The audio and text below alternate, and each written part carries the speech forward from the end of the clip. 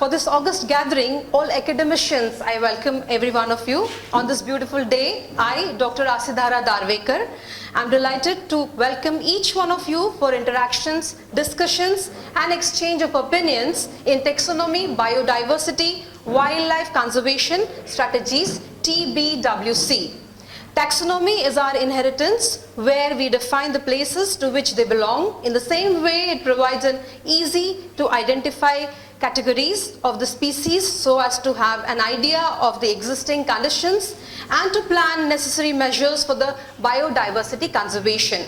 The main objective of biodiversity conservation are to preserve the diversity of species, sustainable utilization of species and their ecosystem to maintain life supporting systems and essential ecological processes. Wildlife habitats and species around the world are facing crisis. It is estimated that global warming may cause the extinction of 15 to 35% of species by 2050. This is another aspect which needs attention because we could lose about 1.25 million species. Unlike other environmental losses, this one cannot be reversed because nature does not give a second chance to biodiversity. I hope through these words I have charged up the session which recommends to begin it. Our session has total 5 invited talks, out of which 2 will be presented. I wish to humbly invite our chairperson, Professor Vinita Shukla ma'am, and co-chairperson Dr. M.M. Rai for chairing the session. I request them to occupy their seats, please. Thank you.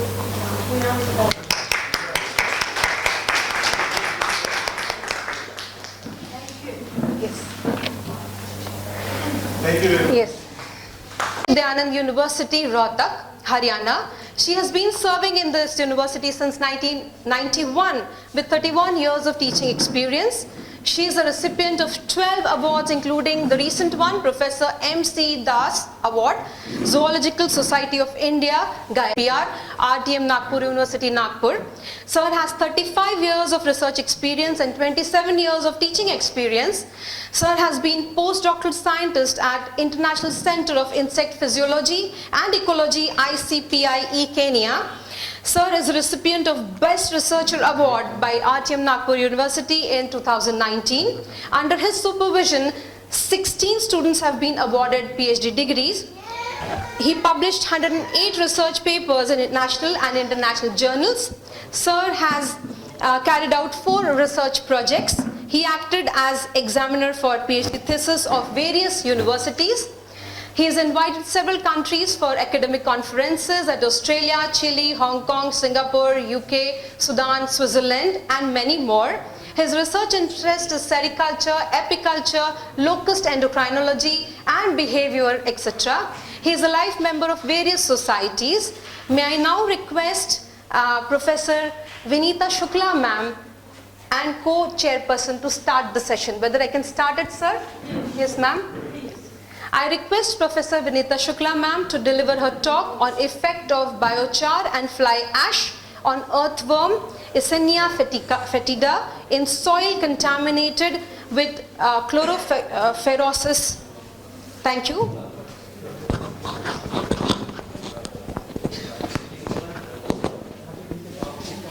किस पे लगाओगे जहाँ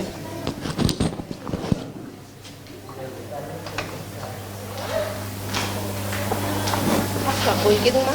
बढ़िया रहेगा.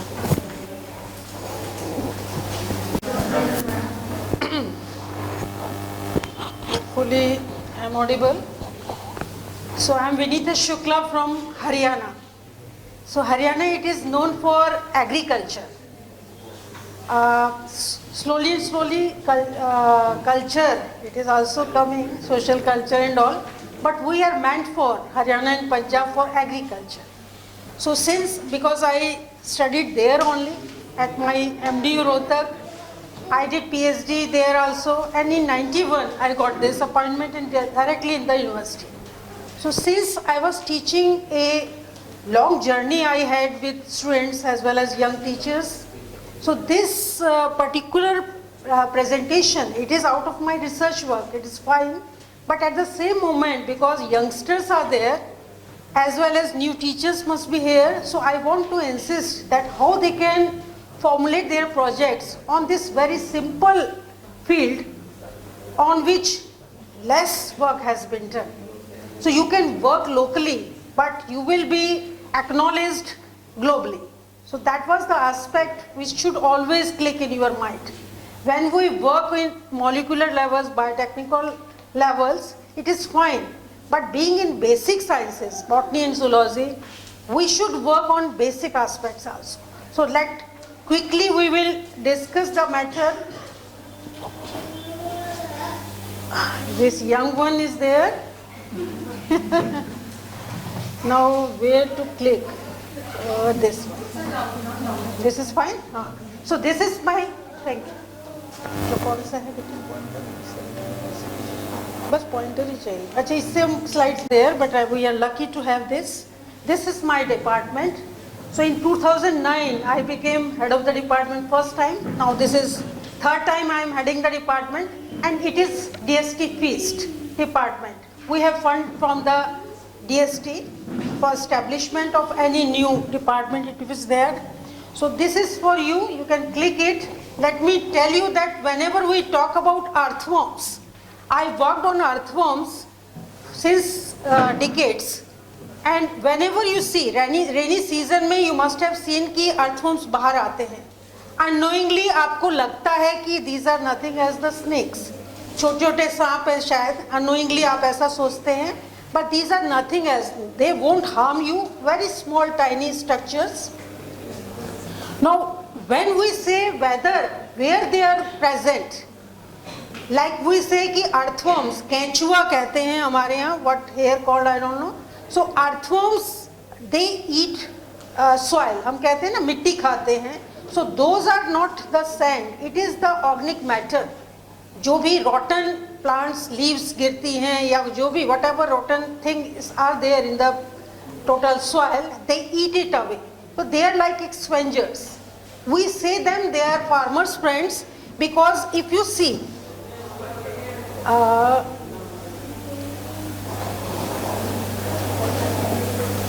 where is pointer? This one.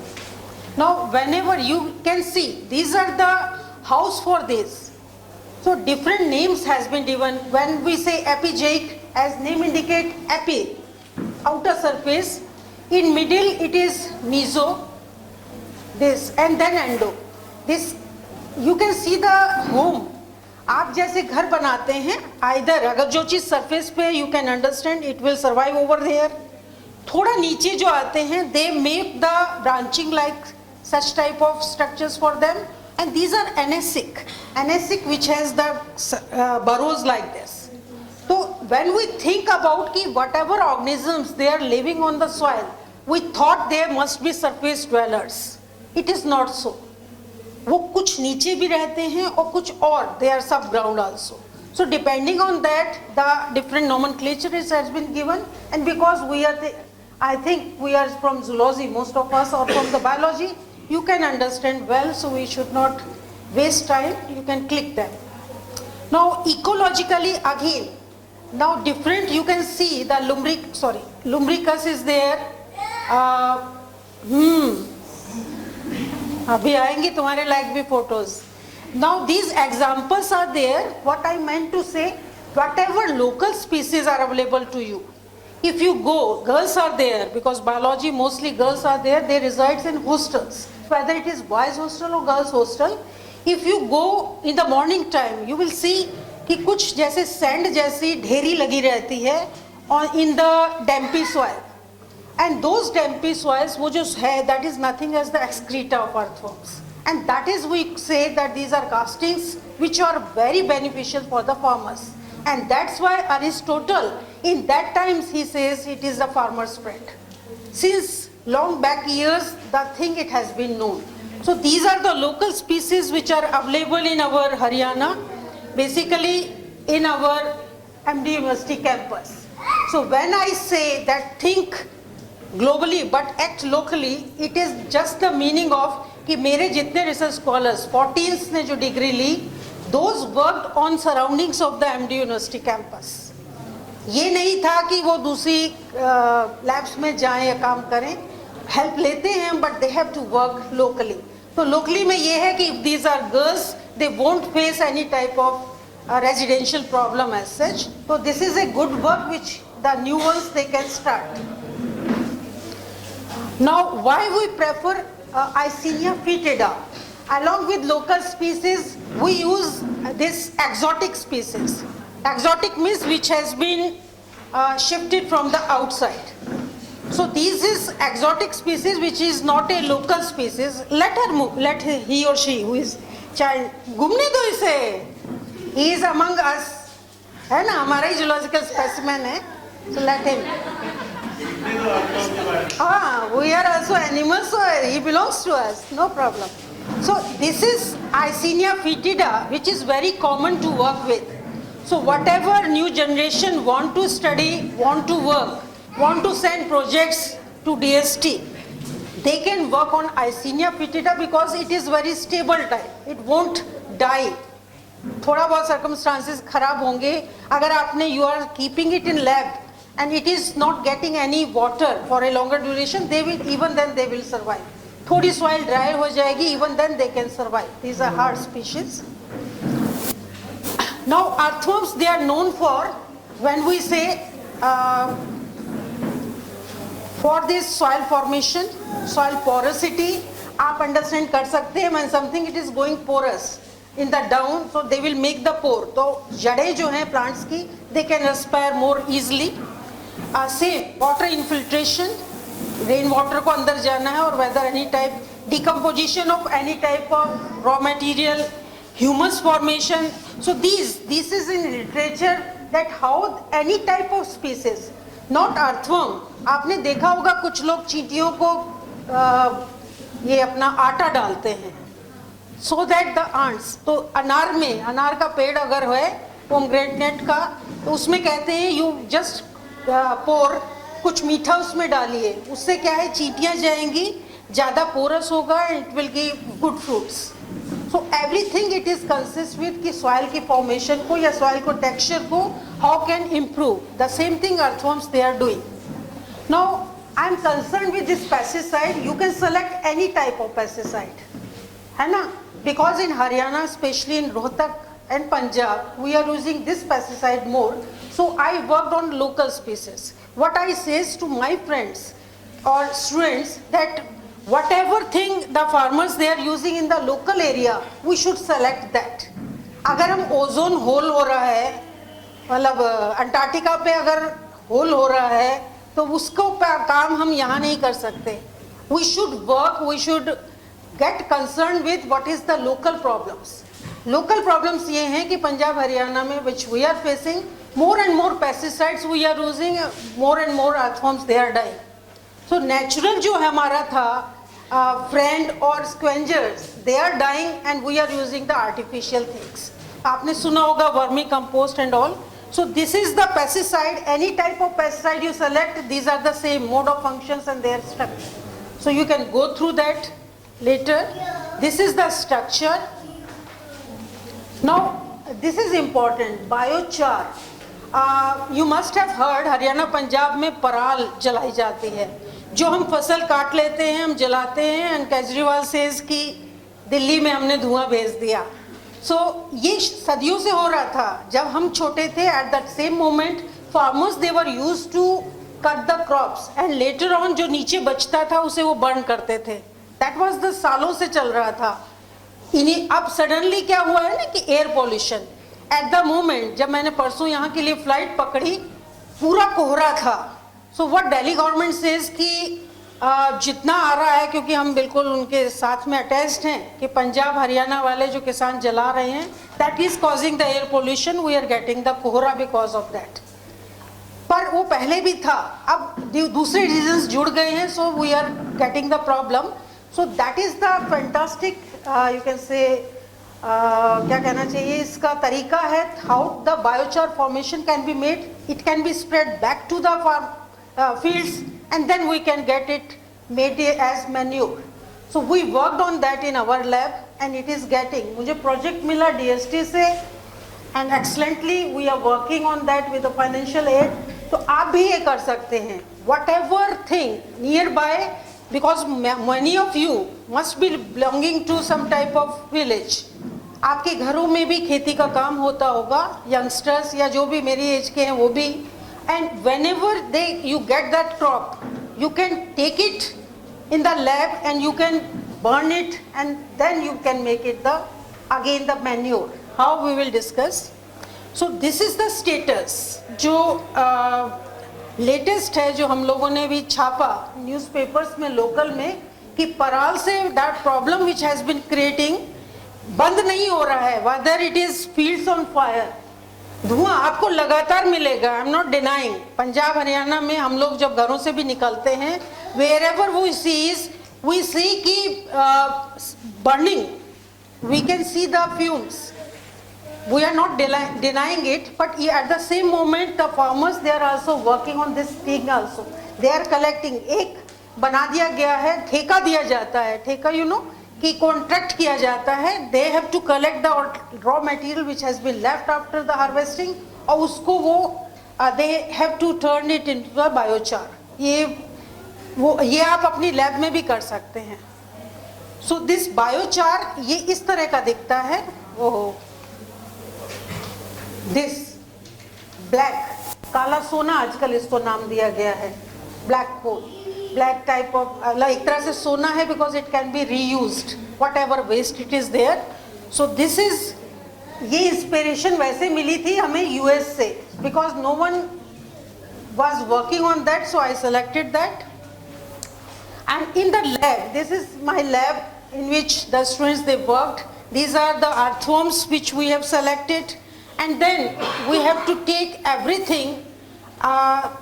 कुछ बच्चे शायद during MSc they must have done in research also. चाहे आप you have to go through electrophoresis, gel dock पे काम करें, FTIR पे काम करें, so many instruments are there. Now research is not a problem. हमारे टाइम में instruments भी कम थे. I got the degree in 1990 PhD. At that moment Google नहीं था, आपके mobiles नहीं थे. We have to send the request cards to get the reference paper. उस टाइम के scientists भेजते भी थे एक दूसरे को. Now you can get everything on the Google, but you should work hard. You should be stick to one thing. आपके बच्चे क्या हैं? You are moving to different ways. But if you are stick to your one goal, you can get every paper related to that, you discuss it, and then you can plan your work, your objectives at the same moment. So this work with them, whenever we see differences, whether any type of work you are doing, you have to get through different type of instruments. And when instruments are concerned, you should work yourself on that. Don't depend on any type of instructor or any type of lab attendant for that. Then you can work very nicely. So that work it has been done. So gut cleaning it has to be done whenever you have to work for any type of infection or any type of you can say pesticide formulation. Now what happens if you are having, चाहे आपके पास experimental model, it is a rat, mouse or earthworm, you have to collect it. So what you have to do, you have to collect from the local species, you brought it to the lab, and then you have to rear it. आप उसको एक थोड़ा सा उसमें you have to cow dung है, that has to be added. अपने आप earthworm grow करेंगे, and you have to select कि वो एक ही type के हैं और these are of different types. Then you can culture a single breed also. अलग अलग उनको लगा दीजिए separation के बाद, and you will get the much more collection of those. So this is the things whenever you have to do, because we have worked on histology for FTR, so many work it has to be done. अलग से we can discuss अगर आपको detail चाहिए हो. So this all it has to be done in the lab itself. Now this is the healthy culture which has been made. आपको ये दिख रहा है, this one. This culture it is there, and whenever bedding it has to be there. आपके थोड़े time बाद earthworms they are nocturnal, they have to come outside, वो आपको सुबह, as I told you, castings they are available in the morning itself because they are nocturnal type. They resides for the night and in the early morning they come for the excretion. And at that moment we have to collect that excreta and we have to go for what is the composition of that castings. So now whenever pesticides are being used, excessive use whenever we make of these pesticides, ultimately we have to make whatever agricultural residue is there and to make the biochar. अब you have to compare it. Whenever we say कि हमारा काम it is good for society, फिर भी हमें देखना पड़ता है we got the difference कि जो हमने harvesting के बाद we collected the crops, उसमें जहाँ ज़्यादा pesticide use हुआ था उसके जो बनता है compost, what is the difference among these? ऐसा नहीं है, whatever agricultural waste you have collected, it gives the same type of formation of manure. जहाँ pesticide whenever it has been used in the large quantity, it was having large impact. वहाँ पे manure जो था वो कम बना, उल्टा it was toxic for the crops. So we have to check that because I am toxicologist. I work for environmental pollution, so I worked in that direction. अगर if you are conservative, conservation पे काम करना है तो you have to have the main issue कि earthworm तो नहीं मर रहा, which is a non-target animal. So same topic, it has to be selected by the different persons with different aspect in which field you want to work. So accordingly, the biochar formation which is meant for agricultural waste of any type, either you select kitchen waste. Kitchen waste you can get from your kitchen and then most of persons they are working for the vermicompost formation from the kitchen waste. So it is much more easy. But if you go for agricultural waste, it becomes the state issue. You get more money for that. Think, just got my point. मैं यहाँ बैठ के कुछ काम करूँ in my lab, it is fine. कुछ भी करके आपको you can get the degree. PhD तो मिल ही जाएगी. Because we give, जिनको नाम हम देते हैं वो टीचर का जानकारी होता है. You get the PhD awarded. उसी को if you think, थोड़ा सा सोचें what can be your local problem, city problem or state problem, you get the financial aid जो हमें मिल गया because it was the problem of Haryana and Punjab.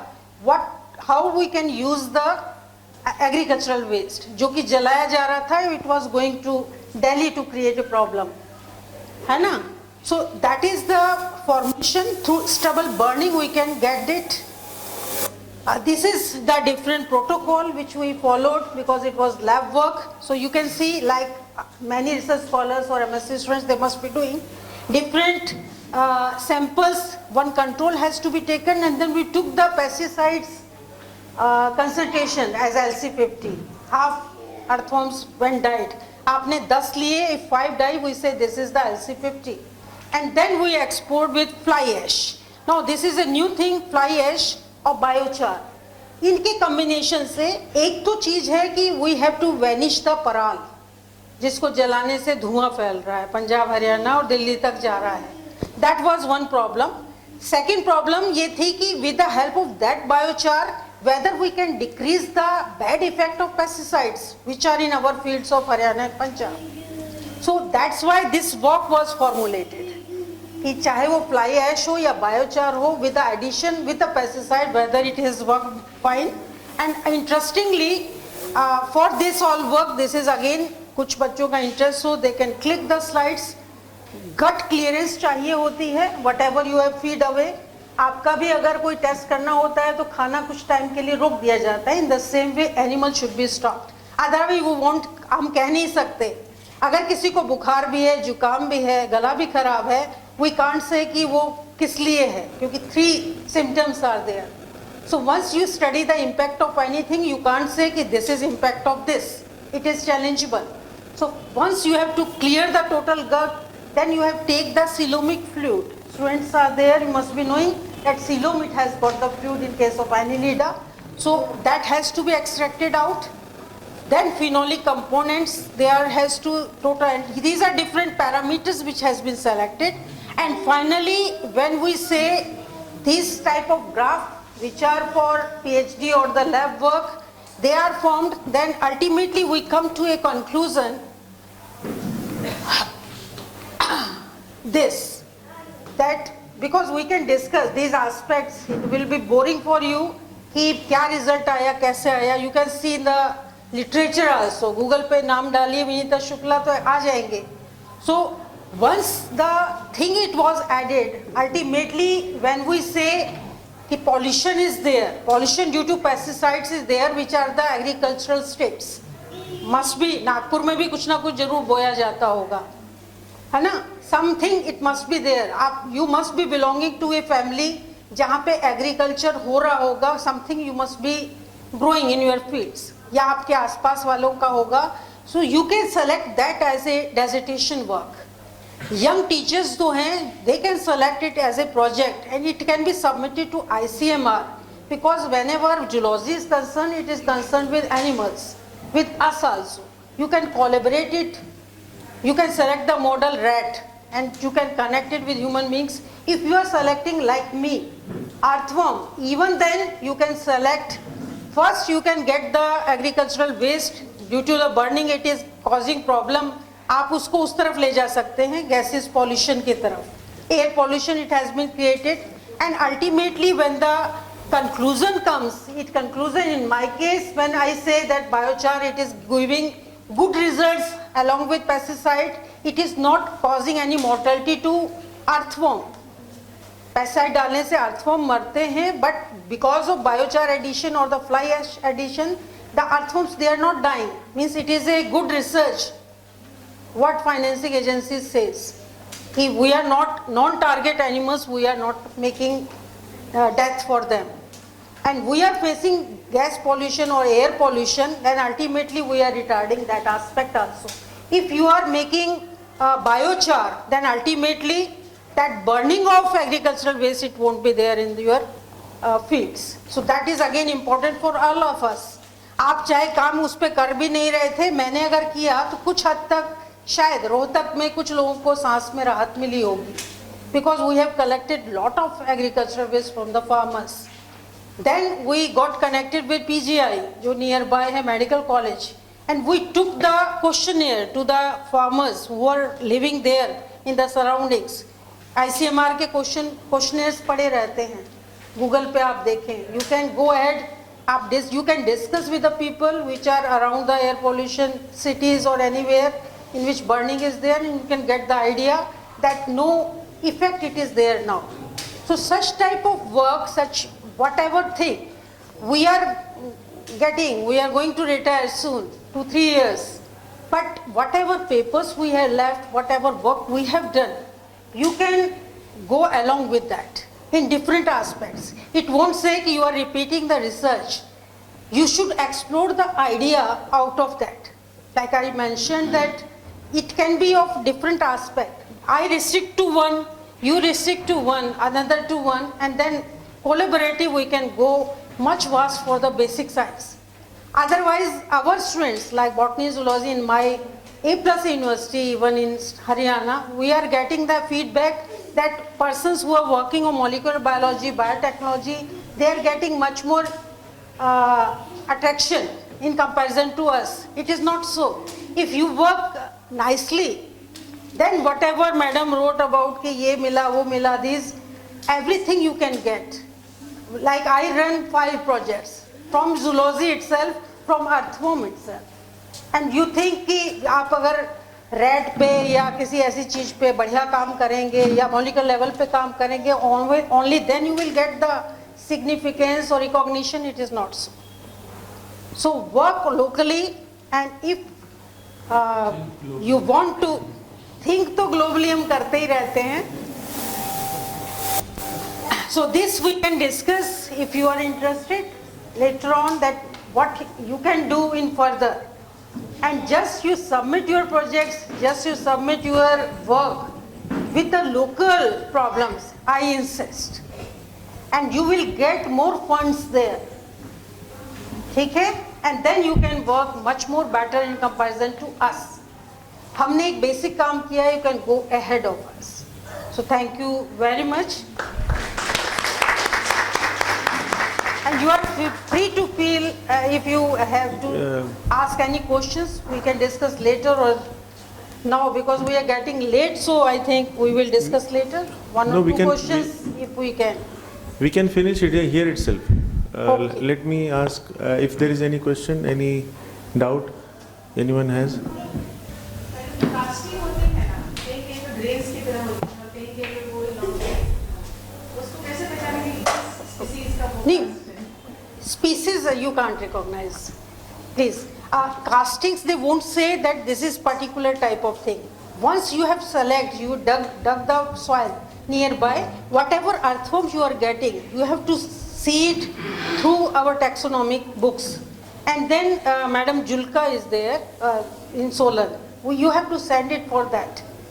For you can say what is the genus and species is there for identification.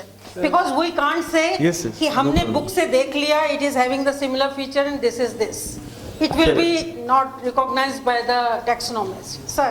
Yes. So, Dr. Vinita, first of all, Professor Vinita, I Oh, will say. no, I'm first of Vinita all, for you. Congratulations for such type of lecture and information which you have given to the younger generation and the way you have expressed yourself and all that. One thing you used in your lecture that we are retiring. The professor never retired. Okay. So I just take want my to- words back. I'm not retiring. Yeah, I just want to suggest you one thing, that you are not retiring. Still, there are a lot of opportunities.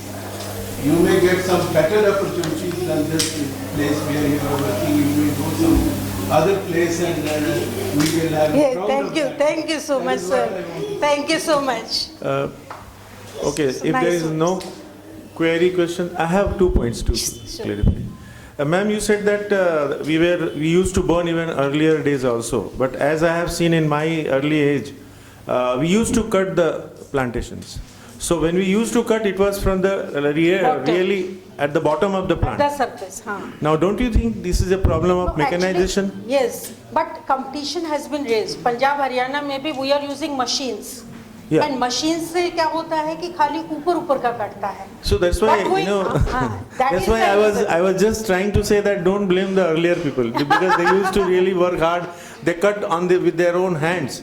So, and then plow them and then it used to go to that was the thing. But what idea I gave you, क्योंकि जब हमें जवाब देना होता है to Delhi government, हम लोग भी उस पॉलिसी में हैं, तो वहाँ पे थोड़ा सा एक बचाव का ये पॉइंट भी होता है कि बहुत पहले से ये चक्कर चला आ रहा था, अब क्यों इतना हल्ला है. So that was the point for that only. Initially जब हाथ से we were cutting, हाथ से जब काम होता था, चीजों को जड़ से उखाड़ा जाता था. That we understand. बट उसके बाद जो हमारी जनरेशन आई थी, मेरे साथ के एमएससी में जो मेरे साथ के स्टूडेंट्स थे, मेरे कोलीग्स, उन्होंने तब से ही वो मशीनें यूज करनी शुरू की थी. बिकॉज वो होता है ना जल्दी काम हो. काफी टाइम से मैं भी फिर सर कहेंगे रिटायरमेंट मत कहो, तो 60 साल होने वाले हैं और 60 मेरे साथ जो स्टूडेंट थे 85 में मैंने एमएससी किया था, तो 85 को कितने साल हो गए. उस टाइम से सर और everyone he was using that machines. So the problem is due to machine cutting. Machine, yes. Exactly That's what I too was machine cutting. मशीनों से वो नीचे का हिस्सा रह जाता है और हम आज भी चला रहे हैं Haryana Punjab. So this is a problem of We won't basically get it. advancement of the technology. Yes, Madam, no machines are come. But हम मशीन या एडवांसमेंट को तो रोक नहीं सकते सर. तो बेटर है कि हम कोई ऐसा आइडिया लें कि जिसको हम सॉल्व कर सकें. Yes, But we sir. have, madam, No machines are come which cut the remaining part also. But farmers don't want to do that. There are machines. None of the farmers they are doing like this in the yard. That is really part of the expenditure, you know. If you हाँ. look at the economics. Economics once you have cut, देखिए you have paid the आप money, यहाँ then देखिए again मैं you- बताऊँ हरियाणा बहुत wealthy state है, बहुत पैसा है हरियाणा में. हमारे जो फार्मर सच बता रही हूँ, Okay, ma'am. पंजाब को हमने क्रॉस कर लिया है, बट हमारे जो फार्मर्स हैं, फार्मर्स वो ज्यादा से ज्यादा अब वो भी आ गए हैं थोड़ा सा उस रोल में प्रैक्टिकल वे में कि हाँ we have to earn more. वो अलग अलग वो करते नहीं है. ma'am, if you permit, can I Yes. request you? Because since you said that we are getting late, Yes, we yes, can yes, discuss yes. later on. So same thing I So, told. जब We'll move on to discussion, the next. being a teacher, जब discussion शुरू हो जाता है तो master को रोकना बड़ा मुश्किल है. मास्टर thank को ही you नहीं, so much. रिसर्चर को भी. Thank you so much. Yeah.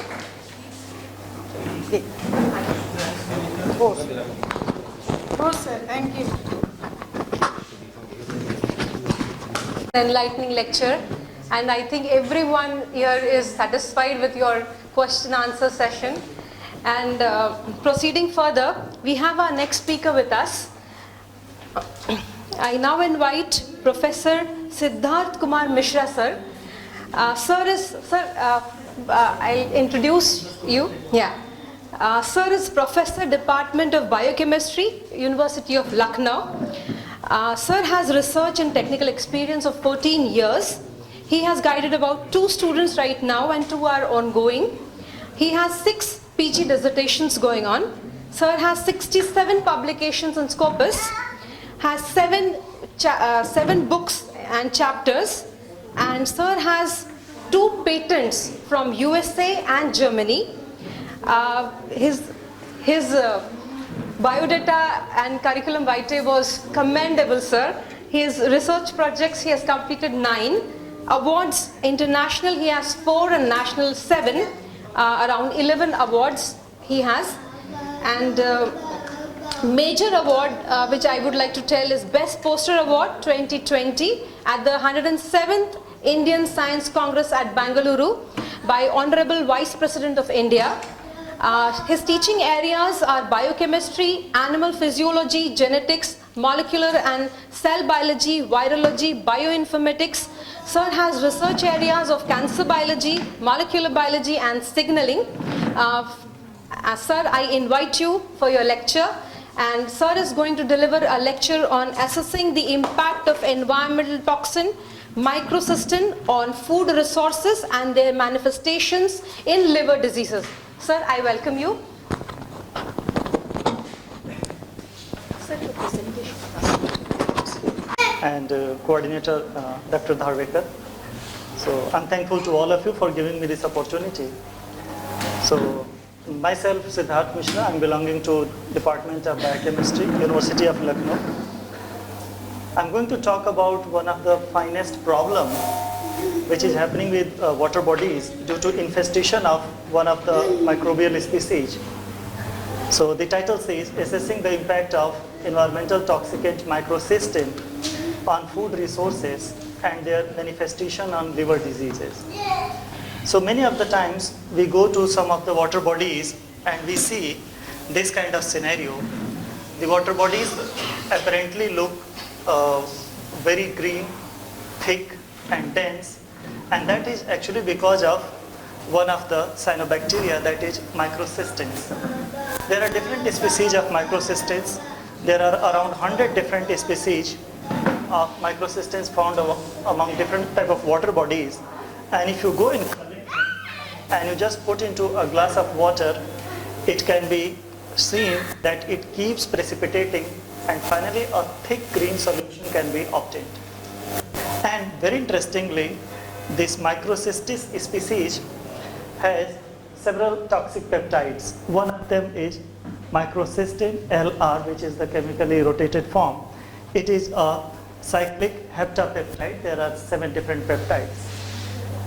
Initially there was consideration that it's a very simple kind of microbial infection in water bodies, but later it was identified that it can go through water route, and then it can go to like kettles and then in some plants, and by consuming them it can go to human bodies. And very interestingly, fish are the best reservoir for microcystin. If we eat those fish who are from microcystis infested water bodies, we are very likely to get a restoration of microcystin in our liver. So fish flesh, fish liver, it can very easily accumulate microcystin. Number 2, the buffalo or the cow who are drinking water from these water bodies, they can also accumulate microcystin, and very interestingly, the milk from buffalo and cows have shown a very high amount of microcystin in milk. And if we are consuming those milk, we are very likely to get affected with those microcystins. Now, there are several things that have been shown as the impact of microcystin. One of them is impact on liver, kidney, intestine, and brain. Our research group has interestingly focused, this work is mainly from one of PhD student, Pir Muhammad Ishfaq. He has completed his PhD last year only. So this is one of the portion from his PhD work. This was recently published in one of the paper. Some of the part has been published in one paper and another part has been published in another paper. Yeah. So interestingly, what happens when microcystin goes to liver, it causes several molecular changes. Ultimately, it causes extensive inflammation that can cause chronic hepatitis and that can cause several liver dysfunction. You know what happens? This microcystin is very interesting molecule. When it is inside microcystis, the microbe, it is almost water soluble. As the microcystis is dried or it is broken, the cell wall is broken, it comes out, it gets precipitated in the form of crystalline structures. Being crystalline, it remains almost water insoluble. It is fairly soluble in blood, but when it goes to liver tissues, it sticks to cytoskeleton of liver tissues, basically hepatocytes, and sooner or later it crystallizes. As it crystallizes, it breaks down the hepatic cell wall and it causes liver damage. That's what we initially call fibrosis, later we call it cirrhosis, and in an extensive stage, it causes hepatocellular carcinoma. Basically, it starts with degeneration of cytoskeleton structure in hepatocytes that leads to all these changes. So, there are so many aspects associated. One of the aspects is modulation of oxidative stress functions in hepatocytes. That is one of the aspects that microcystin induces in liver. And one of the confined that we have published on this aspect in the paper, that it induces inhibition of PP1, PP2 genes, which leads to alteration in MAPK pathway and suppression of P53 that causes DNA damage and cellular proliferation ratio is altered. Finally, it causes liver toxicity, thereby it induces initially fibrosis, cirrhosis, and then hepatocellular carcinoma. And the parallel mechanism is it induces reactive oxygen species and causes disruption of hepatocytes cytoskeleton structure. This is the same thing that has been expressed earlier. One of the things which has to be added here, once it causes reactive oxygen species, then it leads to affect hepatocytes mitochondria. It induces hepatocytes mitochondria to release cytochrome C and endoplasmic reticulum to release calcium molecules. Thereby, the two activates apoptosome that induces caspase 9, and then it induces caspase 3, and it starts apoptotic changes. So we thought to assess that what can be the, and very interestingly, so this work was largely done in Dr. Hari Singh Gaur Central University, Sagar, Madhya Pradesh. Earlier I was assistant professor over there. And at that time, there is a water body that is called as Lakha Banjara Lake. And that picture is originally from the lake. What happens? Many of the times we have taken groundwater sample. And sometimes half kilometer from the water body, the groundwater sample has microcystin. The pure groundwater sample that we used to drink, that has this contamination. So we did a comprehensive study and we proposed that this is happening. It induces PPA1, PP2A inhibition, cytoskeleton rearrangements, intrahepatic hemorrhage, chromosomal aberrations, cellular proliferation. Parallelly, it induces ROS, oxidative damage, DNA damage, genomic instability, collectively liver tumor promotion. And this work was published in Current Research in Pharmacology and Drug Discovery very recently in 2022. And Pir Muhammad Ishfaq, he is the man behind all this work. So firstly, we try to identify how it happens if we treat hepatic cell line. So this was in vitro work. In hepatic cell line, AML12 was treated with microcystin. So we can see there is extensive growth suppression, and the IC50 was identified to be 3.6 microgram per ml. So this is very low IC50. It means, and the water bodies in Sagar, they have shown up to 5 microgram. It means we are already, some of the people in Sagar are already consuming more than this. Parallelly, we have expedite that what can be the beneficial effect of natural supplementation. So in that case, we have utilized a mushroom that is called a chaga mushroom. Botanical name is Inonotus obliquus aquus. So we have utilized its extract, and we have seen that it prevents the degenerative changes in certain level. The same, then later we identified that this is the microcystin by HPLC, and then we introduced the microcystin to mice, and we found that it suppresses body weight, and we treated with chaga extract, the body weight was restored. This is histopathological changes. We can very clearly see degenerative changes. Cytoskeleton structures are being deteriorated, and the tissue dearrangements are there, crypts are there, central vacuole is enlarged, as well as there are some dead cells being filled. So all these changes, they showed that it causes histopathological alterations.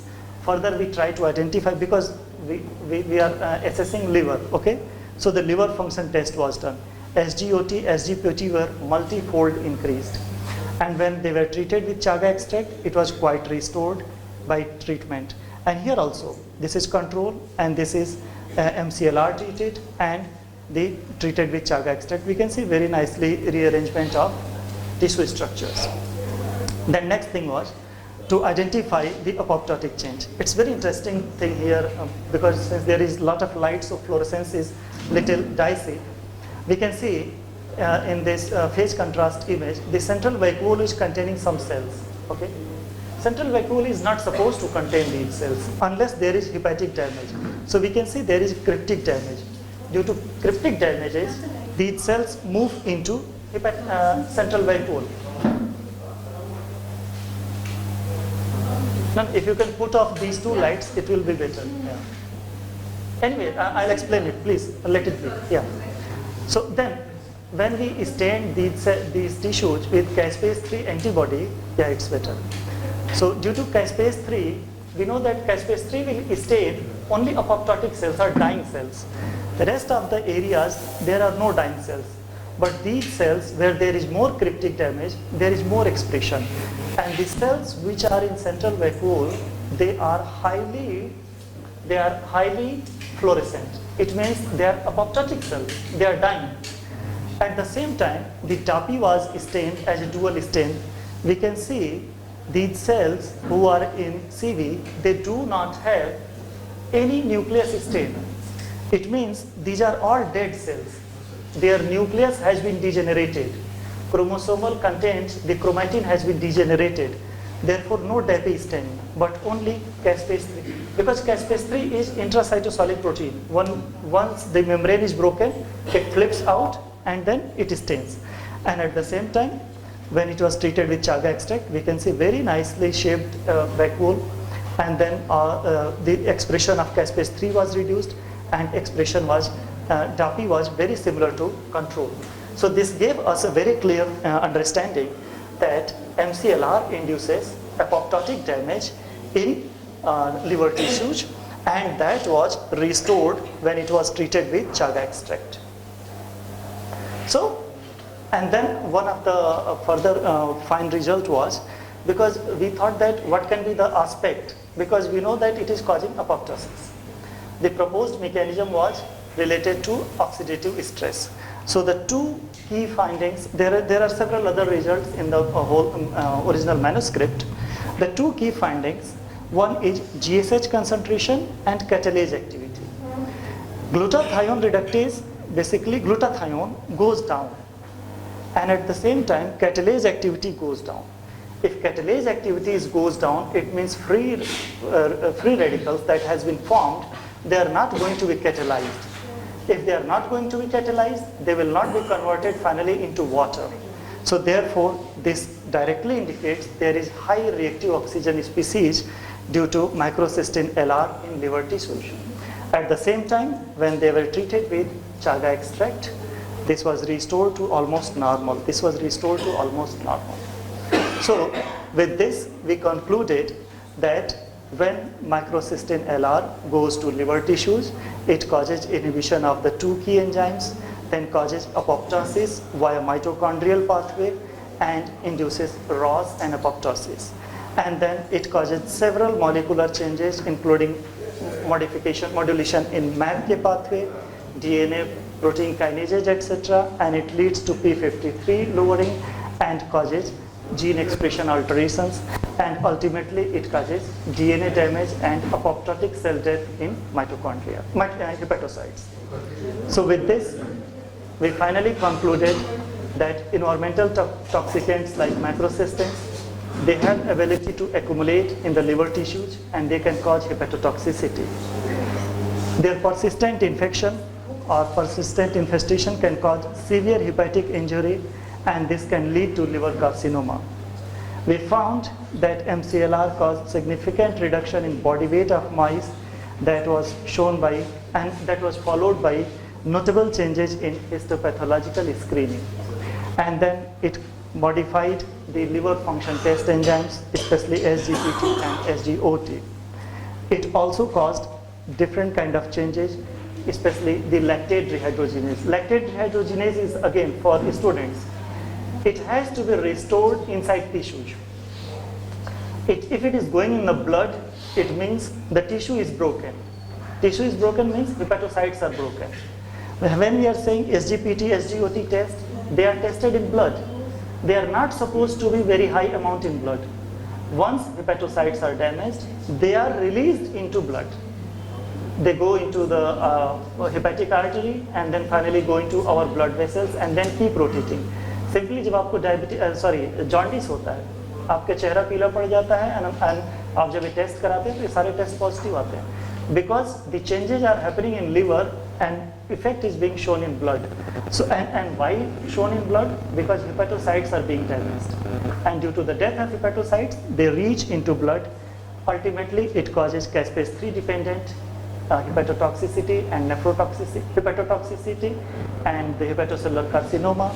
And when we treated with chaga extract, the supplementation of natural product like chaga, it restored the effects to a quite significant manner. So there are two suggestions: avoid the exposure of microcystin, and especially from those areas, the aquatic food from those areas where there is high exposure of microcystin, and supplementation of natural products can be helpful. So this was all about the presentation, and this is what we are doing. Our lab group has been working on different aspects, mainly pharmacological applications of essential oils. This is one of the projects that we have completed. One student has been awarded PhD. This chaga mushroom project has this has been one of our largest projects. One PhD student has awarded, 6 publications are there, and so many aspects. I can be reached at Google Scholar, ResearchGate, and all the scientific social media. Thank you so much. Very nice. How to chaga mushrooms clear of the MCLR No, it doesn't check. No, it's very interesting question actually, because MCLR is, as I said, it is kind of insoluble substance. So once it goes inside the liver itself converts it to xenobiotically change, and then it is excreted through urination or fecal matter. But the problem is that this process can take up to 1 year to 6 years. This process is very slow. How chaga mushroom is helping, it restores the antioxidant enzyme function, it restores DNA damage and suppresses apoptosis ratio. So this is basically a supplementation, and again, it's not therapeutic. It's preventive strategy, not a therapeutic strategy. So avoiding MCLR exposure is better way. So will it work for human beings also? Yes, ma'am. Yes, ma'am.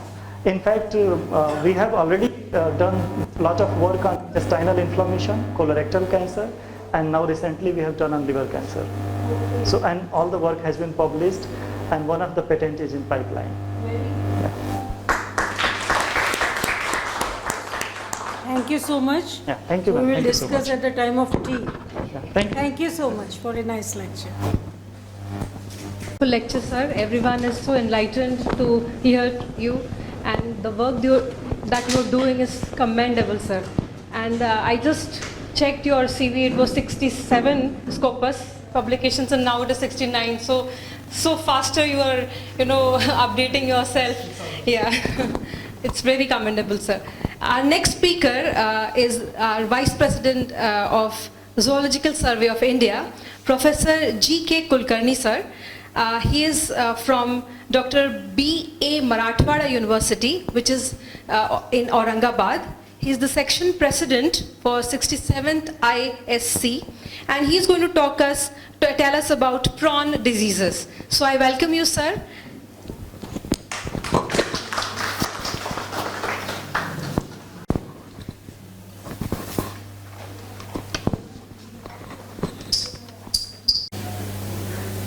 Good. Well, this is actually I'm addressing, background for this. My address is my work with fishermen during 1976 to 80. Thereafter, when I was working in Central Institute of Fishery Education, Mumbai, I again visited for 2 years from between 12 to 15, 2012 to 2015, thinking that how much improvement has been taken place in the quality of the prawns which are coming in the hall of the fishermen. And interesting point on that was very less attention was paid on this aspect. How I'm going to tell you slowly one after another. How much time I'm allotted? 10 minutes? Not like that. I should not extend it. Okay. I'll finish in 15-20 minutes, not more than that. No. Full screen आएगा? Make it full screen.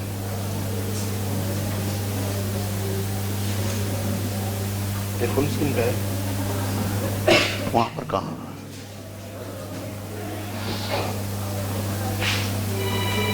Story started in 1976 when I visited Warsaw Beach while I was working in Central Institute of Fishery Education. And before I go with the details, my encouragement is a little bit here. I'm very thankful to the chairperson, Vinita, who is of course our senior colleague, and Professor Rai. I'm meeting after a long time, director of the sericulture of this university, under whose stalwartship. The story which Professor Raina has started, Professor Rai has extended it till today. I'm very glad to see him after a long time. And of course, thank you for giving me an opportunity as a reporter. So shrimp diseases, when we go to the 5-star hotels and as a source of the protein, we tend to consume the prawns, paying heavy money for that. But the problem comes with that good protein, we are also carrying something, we are also receiving something bad. And usually it is recommended that in a hall, suppose we get 5 to 10% of not diseased, but something abnormal looking prawns, they usually do not throw it away. So what are those all things? I'm going to go within 20 minutes, slowly. These are the, I'm particularly talking only about shrimps, not about the lobsters or not about the fishes. These are the major crustaceans which now we are using them in the Blue Revolution, and it's now our responsibility to maintain the quality of these marine fisheries, it comes under that, but we call about the shrimps and prawns, crabs, lobsters, crayfishes, including both freshwater as well as marine. And these are some of the products which are now very high protein diet. These are frozen shrimps are available, canned prawns are the pickles of them, then dried shrimps, shrimp prawn powder, prawn with the shell, that's called the curdy or curd, and deep sea lobsters. Lobster is the group which is more expensive and not easily available in the market. And freshwater prawn, particularly freshwater prawn, we're talking about two genes, Macromica rosenbergi and Palimoni. This is the international committee which controls fish diseases, which is located in France. And causes of the emergence of the spread of the diseases, our own doings. They are like animals are often cultured in very unnatural conditions or environment. They are often in high stocking densities, and because of that they are always stressed. And another one is unregulated trade fairs. Who invites the diseases? Pathogens are, of course, they are there, but disturbance in any one of these components of the cycle, either is the host or proper environment conditions or potential pathogens, they develop. Anything, there is a disturbance in this ecosystem, leads to a disease, one or another way. And these mostly viral diseases are more dreaded. And the shrimp is the largest as single seafood commodity with little bit high value. Approximately 75% is in the capture fisheries and 25% is in the culture fisheries. And disease has a major impact on the shrimp farming industry since 1981. And mostly the Asians and Americans, data is available.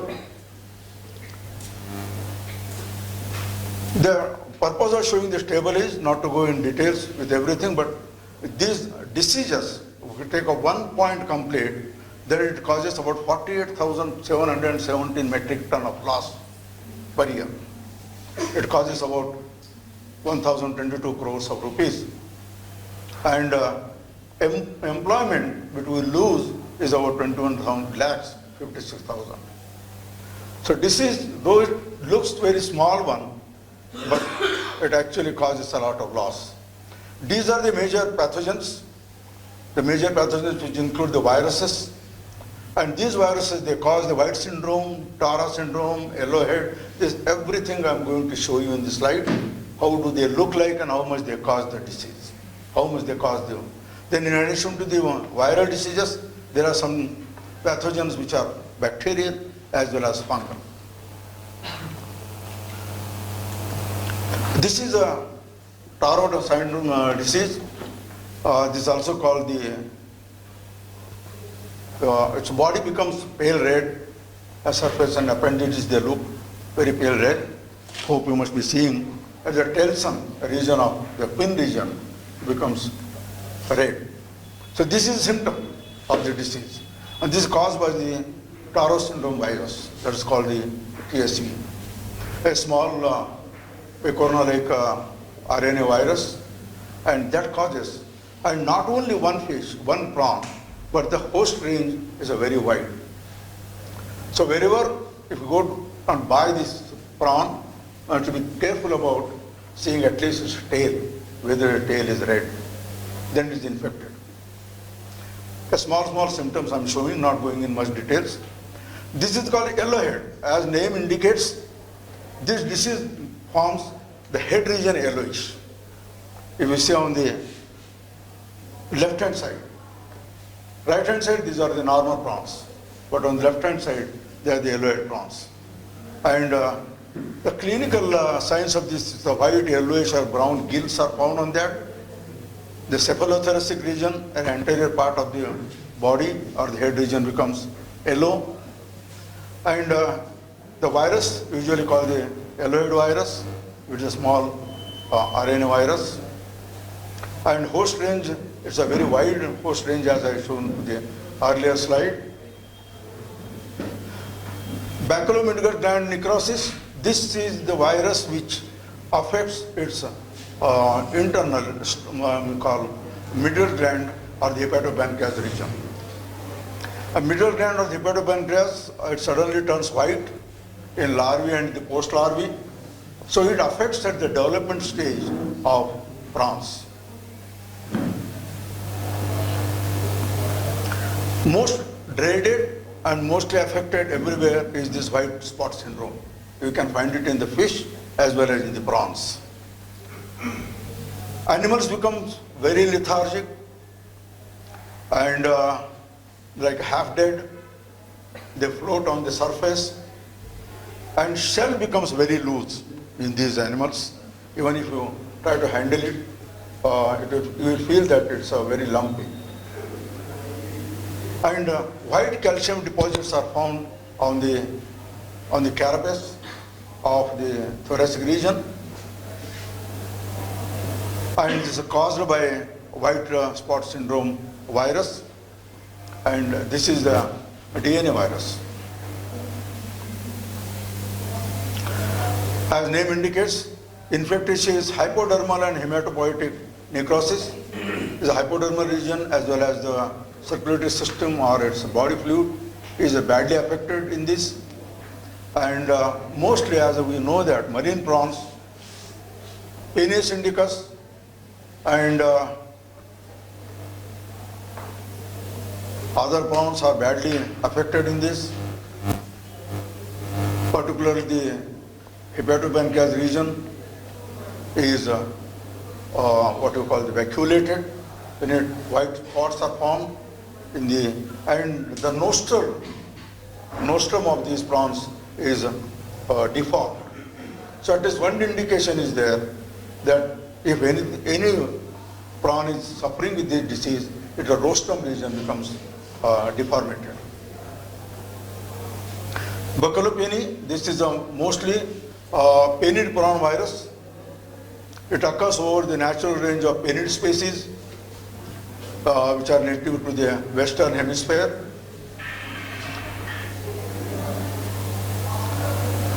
Tetrahedral baculovirus, this is, if you see this slide, the arrows are shown.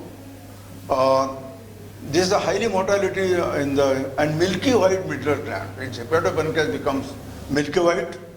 The slide shows that tetrahedral baculovirus infections of hepatopancreas. These virus infected cells display multiple eosinophilic baculovirus within a marked hypertrophy of the hepatopancreas. This is spherical baculovirus. Largely, the animals become very dull. Secondary gill and the surface found by these are usually infected by the ectoparasites.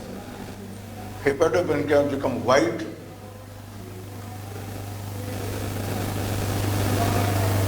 You see the white tail virus. Arrows are shown that abdominal region, particularly tail region, is particularly milky and opaque. Decoloration starts at the tail extremity, that is the tail region, and gradually progress towards the head. If such is the prawn, if you find somewhere which looks abnormal, it should be avoided to take it. This is infectious myonucleosis. Is related to the muscles. Muscles become very weak. Large mortalities in the juvenile and subadult pond red stocks of the Penis venenae. This is another large prawn. Of course, Penis venenae is an exotic one, now we found in India. And the white necrotic areas are seen in the striated muscles, especially of the dorsal abdominal segments and tail. And due to that, animal becomes very loose and it is not able to swim properly. There are some bacterial viruses. These are actually causing the necrotizing effect, particularly the hepatopancreatic region. And once hepatopancreas is the major digestive system part. And once hepatopancreas is affected, like our liver is affected. And in that condition, animal doesn't survive very well. And there are some symptoms where the hepatopancreas become degenerated, because in the prawn, you can see the hepatopancreas through the thoracic region. It is spread all over. And anything necrotic condition, if you see that, particularly when the white spots are there, or animal is very loose, it is not moving properly, it is not coming to the surface, or even in the market, if it develops the decolorization, these are all the external symptoms where you have the choice to avoid them. These bacterial virus, they are of the two types. One is the luminescent disease, and another one is from the filamentous bacteria.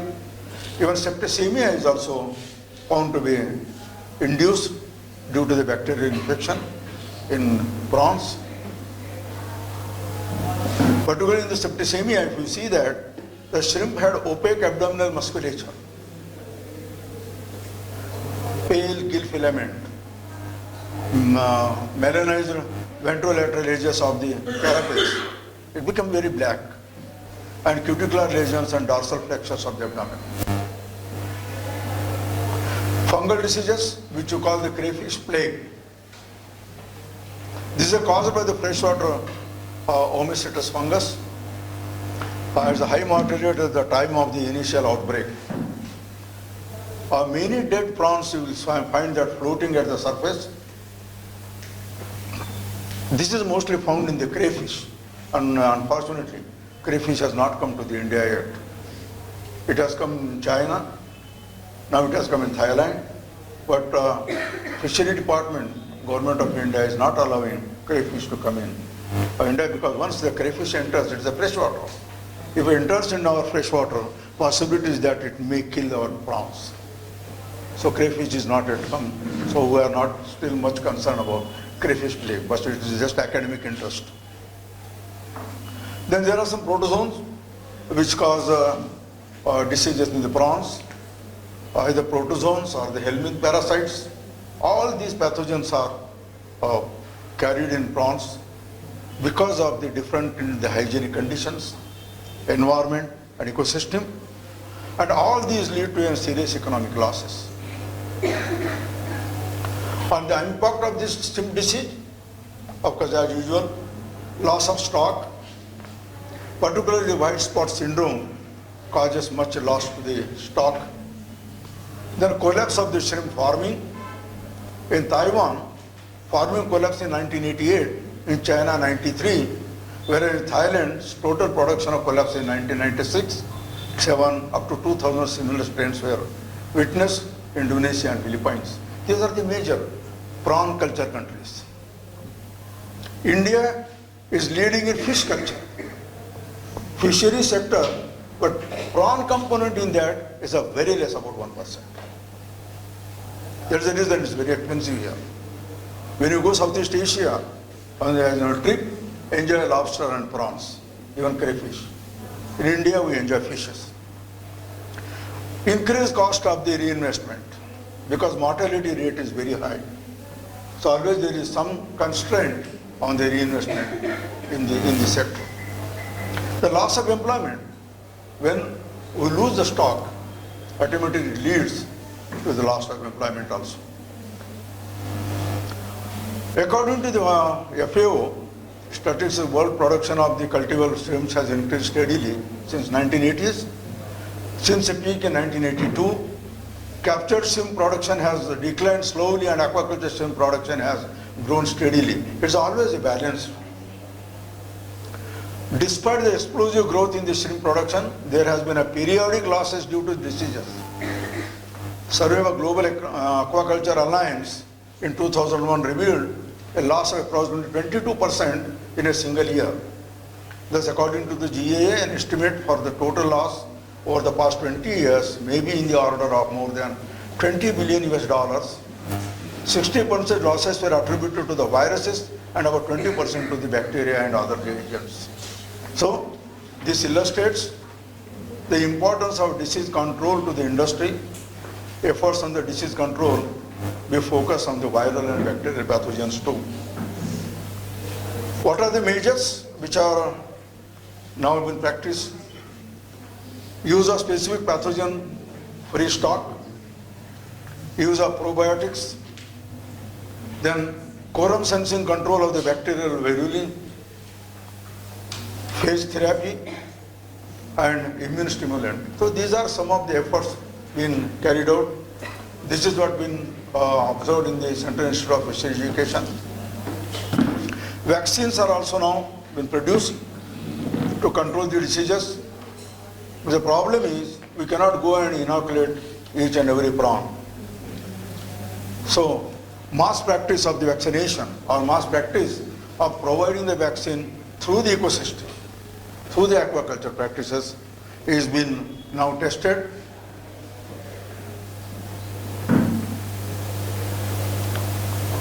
Then there's a RNA interference technology. These are some of the technologies which have been now tested to control the prawn diseases. So in conclusion, as it is an important aquaculture form and in the future as a principal source of the animal protein for human consumption, the ability to mass vaccination shrimp and other crustaceans against spread diseases is therefore of global economic and biodiversity significance. Theoretically I can talk about this, but practically it is very difficult. Economic losses due to the disease are likely to increase as aquaculture expands and intensifies. One of the most important challenges of facing aquaculture is ability to control the diseases. So I am actually thankful to everyone and particularly to Professor Vijayalakshmi Saxena, who personally invited and gave me an opportunity to react with you, interact with you. Professor Kamal Jaiswal, who actually caught me and brought me here to deliver the lecture, and chairperson, co-chairperson, rapporteur for giving opportunity, and thank you very much for you all interacting with me. Thank you. Now, the personal advice is, now this question always I ask about the government of India also in writing. Do we have any mechanism to educate the fishermen to identify the diseased fishes, the prawns, who's having the rostrum is deformed, whose tail is white, whose body or line is white, whose hepatopancreas is infected with the calcium deposits? So far I am not getting any answer. Repeatedly I am writing them. Number one, efforts at CIFE, because I work there. I do not know about Semipara and other places. Their efforts are going to be there, but their efforts, our efforts I can say because I am working there, is limited only to the ponds which we have got there. Okay, vaccine we are actually releasing in the pond at the time of culture. Okay, we are getting some improvement in it, but I cannot tell this one over that to go on the farm and do it. So Government of India, another question I asked them, is it not the problem for the health of the population who is in need of the protein diet? Because when I go and buy prawns from the market, or when you go and buy order of the prawn cuisine from the 5-star hotel, you do not know what you are eating. So I have to be very careful, and I am not, there is no mechanism or machinery still from the central government or state government to avoid and educate the people, saying that avoid these kinds of the prawns or something. This public awareness program is not there. What I and you are doing here is a science awareness program, academic awareness program. Where is a public awareness program? As Suji has properly said, whatever he showed us, how many of us we follow in what he told? Because we still follow what is there in the allopathy. But if anybody suggested go for the Ayurvedic and others, we say, oh no, it takes a longer time, we want the quick decision. So these are all actually, it has to come in the public domain to improve the health of the citizens. Thank you very much. So can I remove this properly so that? एक minute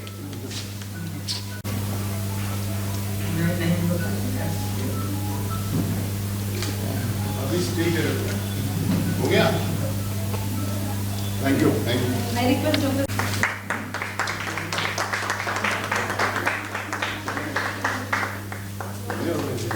नाम बोलता है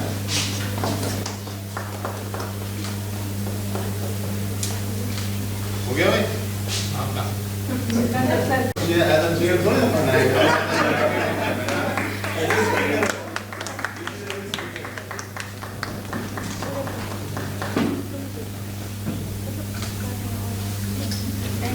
Congratulations to all. Thank you.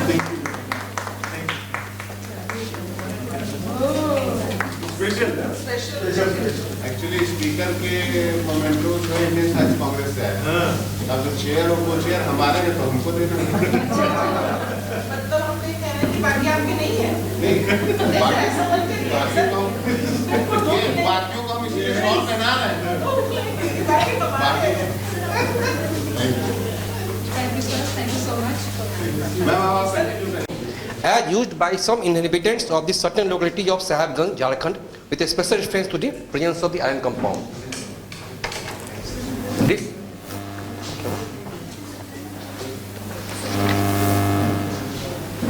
localities of the Sahibganj district, Jharkhand. These are the Marantar. These are the Marantar and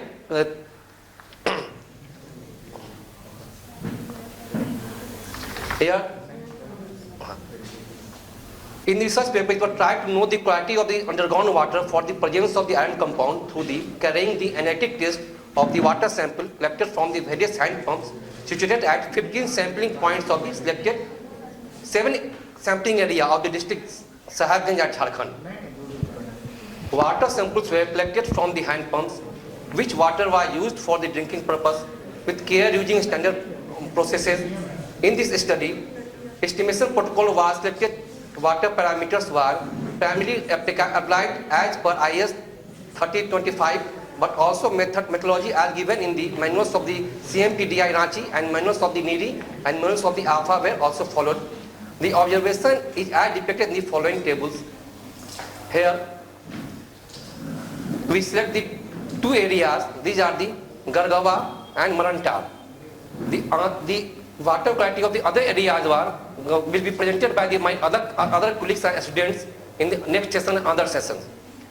Here, we observe that in all the areas, the quantity of the irons are found more beyond the permissible level. Here, the Lakure, Sachidanand, these are the persons from where water will be collected, and this quality of the water and the report of the water will be provided to this Lakhure, Sachidanand and Mumu Mistri and various persons, and on the basis of this report, they will get this certain financial help for the establishing some instrument to remove the iron from the drinking water. Here, in this report, here, in all the places, it was found that the waters, this amount of the iron are present more beyond the permissible limit, and thus in this area the establishment of the certain instrument to remove the iron must be needed. And after the study, it was found that the high concentration of the iron was found beyond the desirable limit in the maximum areas of the study except near house of the Prasadi Singh, Garwa, Sadnanand. Again, concentration of the iron compound in drinking water was found beyond the maximum permissible limit in all the areas of the studies except at the sampling point house of the Prasadi Singh, Sajudanand, Jagan Singh and Prasadi Singh, Sacho Singh.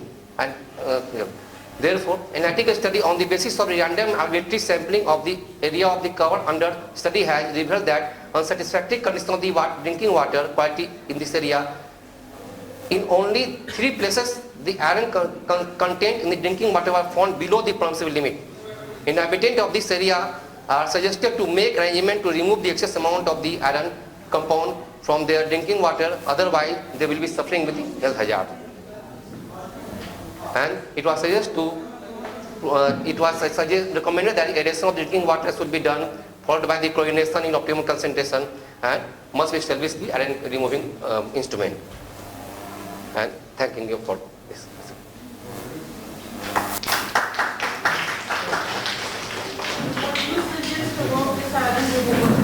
Okay.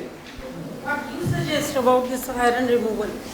देखिए sir, अभी वहाँ पर जो है जितने भी government के द्वारा लगाए जा रहे हैं बहुत से जो भी आयरन जो इंस्ट्रूमेंट लगाने जा रहे हैं लगाए वहाँ जो भी काम हुआ है उस एरिया में उस जगह पर जितने भी डिस्ट्रिक्ट मजिस्ट्रेट जो भी है वहाँ व्यवस्था करना शुरू कर दिए आयरन रिमूव करने के लिए जो भी जो छोटे छोटे जो फिल्टर्स वगैरह आयरन फिल्टर्स वगैरह हैं वो सबको व्यवस्था की जा रही है और बहुत बड़े पैमाने पर भी आयरन की व्यवस्था आयरन रिमूव की व्यवस्था NGO के द्वारा की गई है जो वर्ल्ड विजन वहाँ काम कर रही है क्षेत्र से वर्ल्ड विजन उन्हीं के द्वारा जो फंडिंग किया गया सब काम जो हो रही है वर्ल्ड विजन ने फंड किया है वर्ल्ड विजन NGO है वो फंड किया है और वहाँ पर हमारे यहाँ जो फिट लैब है वो डॉक्टर सुचित्रा कुमारी जो कि वहाँ के सीनियर एनालिस्ट हैं वो सब मिल कर वहाँ काम लोग कर रहे हैं और आयरन के लिए जितने भी वहाँ फिल्टर्स वगैरह हैं वहाँ गवर्नमेंट लगाने का प्रयास कर रही है पर दिक्कत भी आ रही है कि कुछ वहाँ के इनहेबिटेंट क्या करते हैं उस आयरन पंप से लोग अपने जानवरों को इस्तेमाल करना शुरू कर देते हैं या फिर उसका दुरुपयोग करने लगते हैं आता नहीं आराम से पानी मिल जाता है वहाँ हैंडपम्प का इस्तेमाल करना नहीं पड़ता है इस चलते वो क्या करना पानी का वो मैंने कुछ अदर यूज में इस्तेमाल करना सकते आराम से करना शुरू करें और ये इसके लिए अवेयरनेस सभी अब लोग कर रहे हैं वहाँ पर Okay. Yes. Yeah, thank you very much for a good thought of studies. I won't say that you have methodology was right, but do you know what is the depth of the hand pumps? वहाँ पर sir अभी देखिए झारखंड में No, do you know the depth of the hand pumps? No वहाँ पर हम लोग ये इसकी हम लोग पानी किए हैं जो जहाँ पानी मिले लोग कुछ लोग ने 200 फीट पे लगा दिए कुछ 300 कुछ बहुत ज्यादा No, because it depends on the depth of the हमने व्यक्ति की हमने सीधा लिया जो व्यक्ति को हमने चूज किया गया जो व्यक्ति उनके यहाँ से पानी कैसा पानी इस्तेमाल कर रहा है अभी हम लोग डेप्थ की हम लोग ने वहाँ पे नहीं किया कि कहाँ बस पानी का हम लोग I think you consider this also as one of the part of the studies because that is very important. Okay, sir. At what depth? वहाँ लोग ये कि पानी लोग इस्तेमाल करो कैसा कर रहे हैं इसलिए कैसे जहाँ से पानी ला जैसे जो भी इस्तेमाल कर रहे हैं पानी No, that's fine, but see, you are a researcher, na? You have to, you should not leave any lacuna. Okay. Yeah, that's it. Thank you. Next one. Next. Of Siwan, North Bihar. Yeah, ma'am, please. Professor TAB PG college Siwan जो जन्मभूमि है हमारे प्रथम राष्ट्रपति doctor Rajendra Prasad की और कर्म भूमि है मौलाना मजरूल हक जी की जो एक बहुत बड़े शिक्षाविद थे और फ्रीडम फाइटर थे। यहाँ एक छोटी सी नदी बहती है जो दहा नदी के नाम से प्रसिद्ध है और जिसे हम लाइफलाइन ऑफ द सिवान कहते हैं। इट इज ऐसा माना जाता है कि इस नदी का जो ओरिजिनेशन है वो आर्टिजियन वेल से है और इसके पीछे एक बहुत अच्छी कहानी है धार्मिक कहानी है कि जब श्री रामचंद्र जी सीता माँ और लक्ष्मण जी के साथ वनवास को जा रहे थे और रास्ते में जब सीता माँ को प्यास लगी तो लक्ष्मण जी ने धरती को भेद कर जो जल स्रोत निकाला था वो दाहा नदी के रूप में आज भी वर्तमान है जिसे लोकली लोग वानगंगा के नाम से जानते हैं। Topic correlations between the ecological conditions and the faunal diversity of Daha river of Siwan in north Bihar. मैं आप लोगों को इकोलॉजी क्या है इसकी स्टडी क्या है एनवायरमेंट क्या है इसके बारे में मैं नहीं बताने जा रही हूँ। Neither I am telling about the material and methods. This is the selection of the site, different stages of the Daha river. This is the site 1, site 2, 3, 4 and 5. Result and discussion. This is the important, the temperature. Again, this is a pH, which is permissible limit. Here, monthly variation dissolved oxygen. आप इस graph में देख सकते हैं कि नवंबर के महीने में in the month of November there is decline in the concentration of dissolve oxygen and at the same time there is increase in the concentration of the demanding of biological BOD COD present and discussion biodiversity of Daha river. Daha river में मैंने जो collection किया था उसमें इक्थायोफॉनल है, मेलोकोफॉनल है and एंटोमोफॉनल है।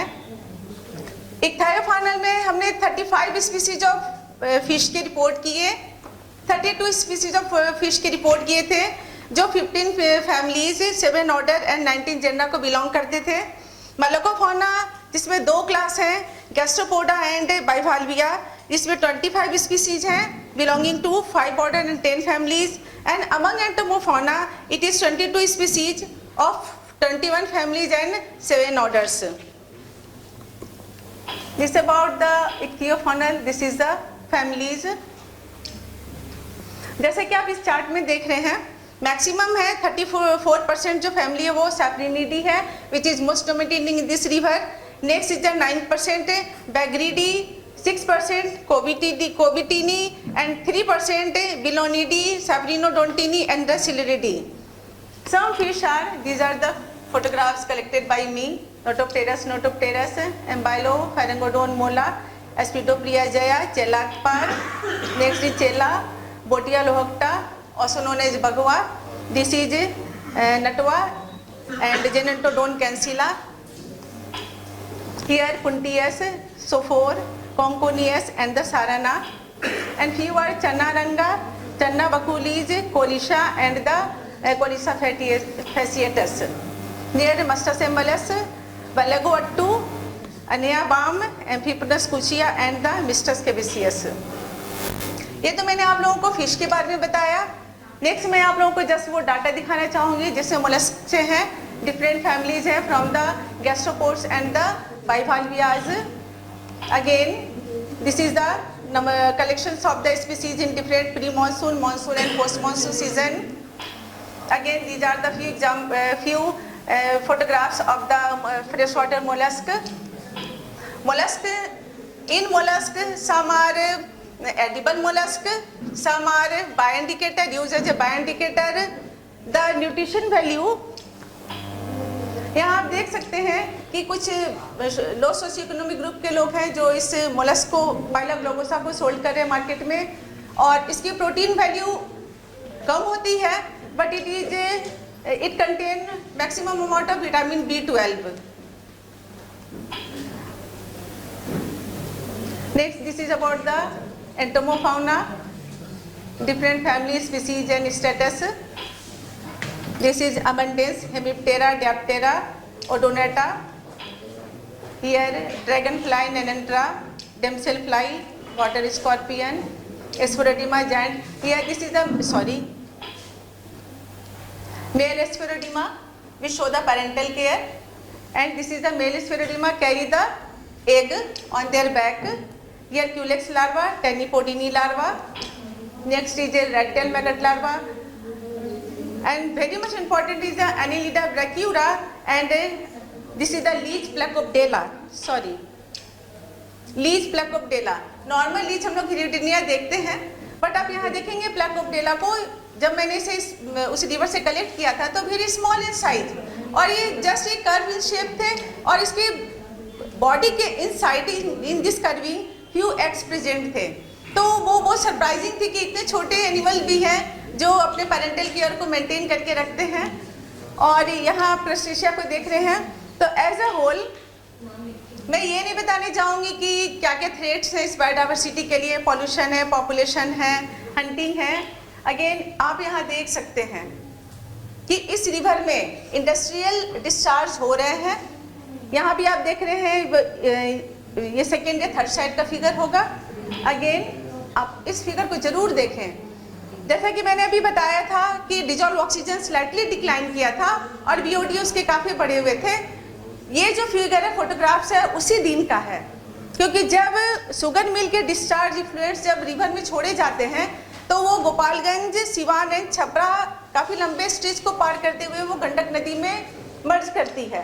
आप यहाँ देख सकते हैं कि जब वो डिस्टिलरी फ्लूइड्स जब रिवर में डिस्चार्ज हुए थे तो मछलियाँ कितनी सरफेस पे आ गई थी। और यहाँ देख रहे हैं, यहाँ ये जो पोर्शन, ये जो पोर्शन आपको दिखाई दे रहा है जहाँ ढेर सारी मछलियाँ आई हैं, यहाँ पर टाउन के ड्रेनेज रिलीज हो रहे थे, तो आप सोच सकते हैं कि रिवर में जो कंसंट्रेशन था पॉल्यूटेंट्स का वो उस ड्रेनेज से भी ज़्यादा था। This is the local villagers. जैसे ही लोगों को पता चलता है कि अब डिस्चार्ज इफ्लुएंट्स रिलीज हो रहे हैं, वो अपने लोकल टूल्स जो हैं, हार्पून्स वगैरह हैं, उसको लेके नदी के किनारे बैठते हैं और बैडली वो फिश को क्या करते हैं, हंट करते हैं। इकोलॉजिकल बेनिफिट्स क्या है आप कहीं भी बहुत बुक्स में पढ़ सकते होंगे। मुझे बस 2 लाइन कहने हैं इस रिवर के बारे में। इस तहा रिवर जिसकी लेंथ केवल 86 किलोमीटर है। बस मैं यहीं पे पहुंची हूँ। मैं ये बताना चाह रही हूँ क्योंकि मैंने इस रिवर को बहुत नज़दीक से देखा है, बट पब्लिक जो है इसके लिए एकदम से अवेयर नहीं है। हम बड़ी बड़ी बातें करते हैं कि हमें ऐसे ऐसे साफ करने, ऐसे प्रोटेक्ट करने हैं, बट मैं ये जानती हूँ कि मुझे जो काम करने हैं वो ग्रास रूट लेवल पे करने हैं और जो लोकल पब्लिक है उनको अवेयर करना चाहिए। क्योंकि हम लोगों ने इस बार गर्मी में एनवायरमेंटल डे में इस नदी को कुछ कोशिश की थी साफ सफाई करने की, और मुझे बताते हुए बहुत दुख होता है कि इस नदी में टाउन के जो डिस्चार्ज हैं, जितने भी भगवान जी की मूर्ति है वो तो हम उसमें डालते ही डालते हैं। मुझे यह जान के आश्चर्य हुआ मैम कि मरे हुए लोगों के जितने भी कपड़े बचे होते हैं ना, लोग नदी में ही डाल देते हैं। और एक छोटे से स्ट्रेच को साफ करने में हम लोगों को 4-5 घंटे, इतने ही दूर के एक घाट को, छठ घाट को साफ करने में हमें 4-5 घंटे से ज़्यादा लग गए थे। तो ये तो बड़ी बात हो गई मैडम, हम लोगों को करना है कि हमें इसे इसकी प्रिस्टेंटिविटी को प्रोटेक्ट करके रखना है। I think we are running out of time and please Ma'am, sir, I am but in the last sentence. No, but actually it is not matching with your title. Sir, title was correlation, now you are showing something else, so please. Sir मैं सिर्फ ये बताना चाहती हूँ इस बड़े से hall में, इस बड़े से मंच से, कि हम बहुत बड़ी बड़ी बातें करते हैं बट वो लोकल पब्लिक के समझ में कुछ भी नहीं आता है। हम कैसे रिवर की डाइवर्सिटी को नष्ट कर रहे हैं, कैसे एक रिवर जिसकी डेप्थ कहीं कहीं मात्र 2 फीट ही बची हुई है। सॉरी सर, बट मुझे कहीं इससे लगा हुआ लगाव है जिसे मैं आप लोगों से शेयर करना चाह रही हूँ। Thank you sir, thank you ma'am. Thank you ma'am, thank you very much. Actually मुझे भी ISC से लगाव है, इसलिए time schedule. Culex trichanthes, these all species I have identified taxonomically. This is my photographs of Aedes genus diversity. First one is Aedes aegypti. They are identified for their scutum. Scutum have the leery shape marking. Second species on the Aedes vittatus. Aedes vittatus species scutum have the white color, 6 spots. Third one is the Aedes albopictus. Aedes albopictus species have scutum have straight line for white silvery color. Their leg pattern as well as wing venation are different to different species. Their wing venation, they are different for one species to another species. Next slide. Next slide is a Culex genus diversity. These are the 4 Culex species I have identified. Next slide, one species. First one is the Culex vaishnavi, and their length of pulp is short. Another for the Aedes species. Second species is the Culex pseudovaishnavi. Third one is the Culex trichanthes, and last one Anopheles and uniformis genus are uniformis. Armigermus subulbacus is the last species. And their identification character based on the wing show in the small microscopic study, and their wing venation is different to different species. This is the genus wise abundance is shown in this figure, and this is genus wise abundance in Aurangabad city. Aurangabad in the northeast area of city has more collection for the Aedes genus during the November, October, December, these 4 months, and they shown during that period dengue patient number is very high, and they are the correlation for the environmental changes. In the month of October, September, humidity, November, in 3 months humidity and temperature may also down, and humidity and rainfall is high. This data will collected for Hydrology Department of Nashik as well as Meteorological Department of Aurangabad city, and epidemiological data carry a survey in private hospitals as well as meteorological district malaria office and municipal corporation of Aurangabad city. This is the indices. The Simpson Diversity Index of this state is 0.13. This means of rich diversity present in this area of Aurangabad city. Margaret Richness Index 1.38 and Synon Diversity Index is 3.2. Inverter Burger Parkman Dominance Index is 3.99. This is the correlation show. The abundance and diversity of mosquito related to epidemiological condition in the city. Why this topic I choose? Because the epidemiological condition in this city scenario is very high. Epidemiology of dengue disease mainly is very high. Why? Because Aedes aegypti, Aedes albopictus and Aedes vitiatus is the vector mosquito of dengue disease, and they are very abundant number in that period.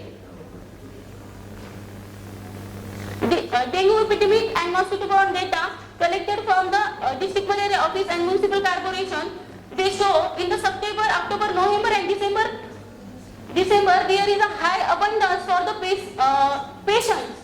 Near about 394 patients will be affected for these diseases. And this humidity, rainfall, temperature data, they shown during the humidity and rainfall may also increase. That time, July, August, September, October, November, the species will increase. This species will correlated to Your time is up. the humidity, Please temperature and disease number. Please sum up. Conclusion. Okay. Northeast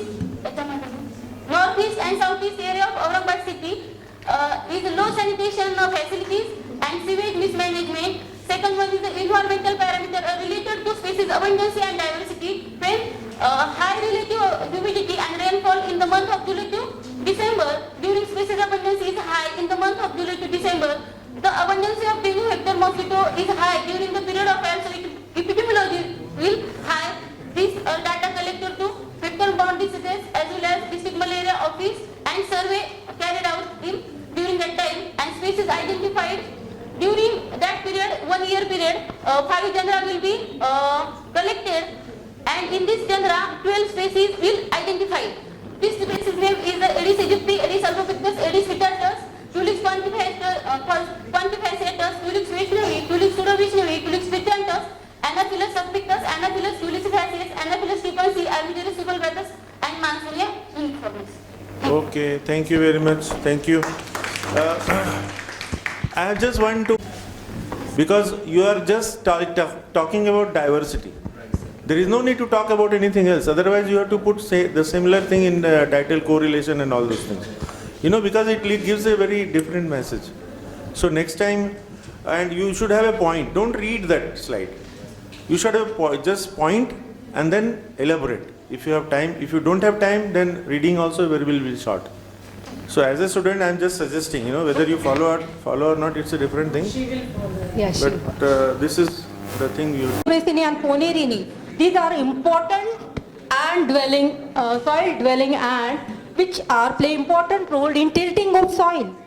Among these ant species, Camponatus, Solenopsis, Kirematograptor, Pedol and Myrmica ants, these are very important ants. And these ants maintain organic material, they decompose. They also help to decompose the organic material or whatever the polluted material with the help of bacteria, fungi, and they convert the complex material into simple material.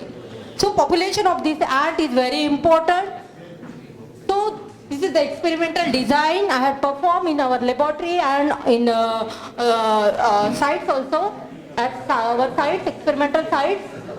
So I had selected some regions from A1 to A2. These are sites, site 1, site 2, site 3, site 4. In this way, I had collected some soil samples and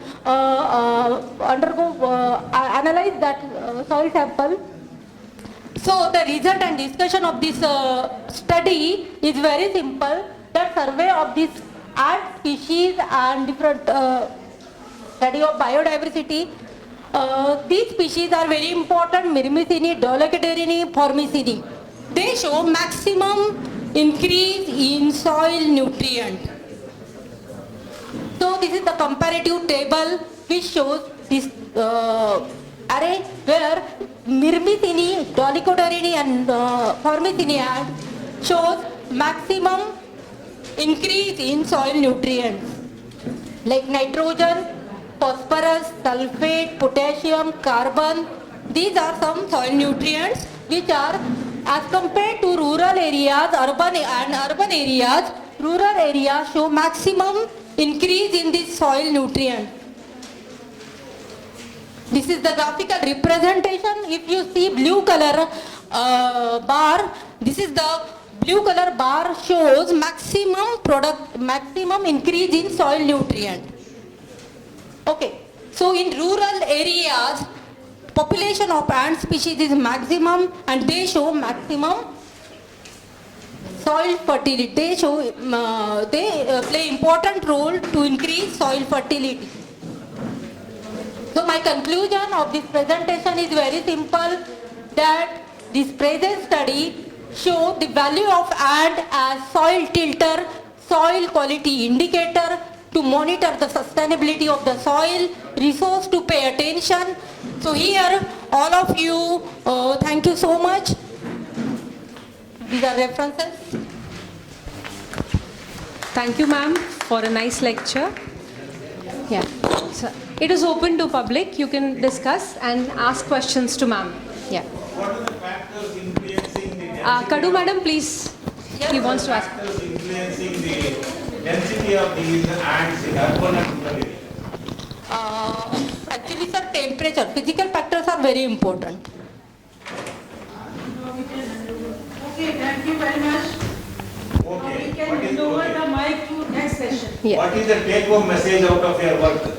actually sir work का message यही है कि जो छोटी सी चींटी है जिसको हम ग्राउंड ड्वेलिंग एंट जो है okay these ants, ground dwelling ants are very important to maintain the soil ecosystem with other fauna also. This is my simple message.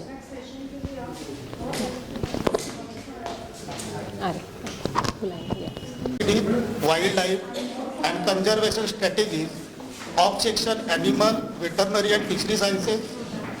I, Dr. Prakash Ghodeswar, again welcome you all in the Department of Zoology for the occasion of the 108th Indian Science Congress hosted by RTM Nagpur University, Nagpur. For this session, we have with us eminent personalities. As a chairperson, we have Professor M.K. Jyoti, and as co-chairperson, we have Dr. A.M. Kurat sir. I welcome chair and co-chairperson, and I request both of you to occupy your seats.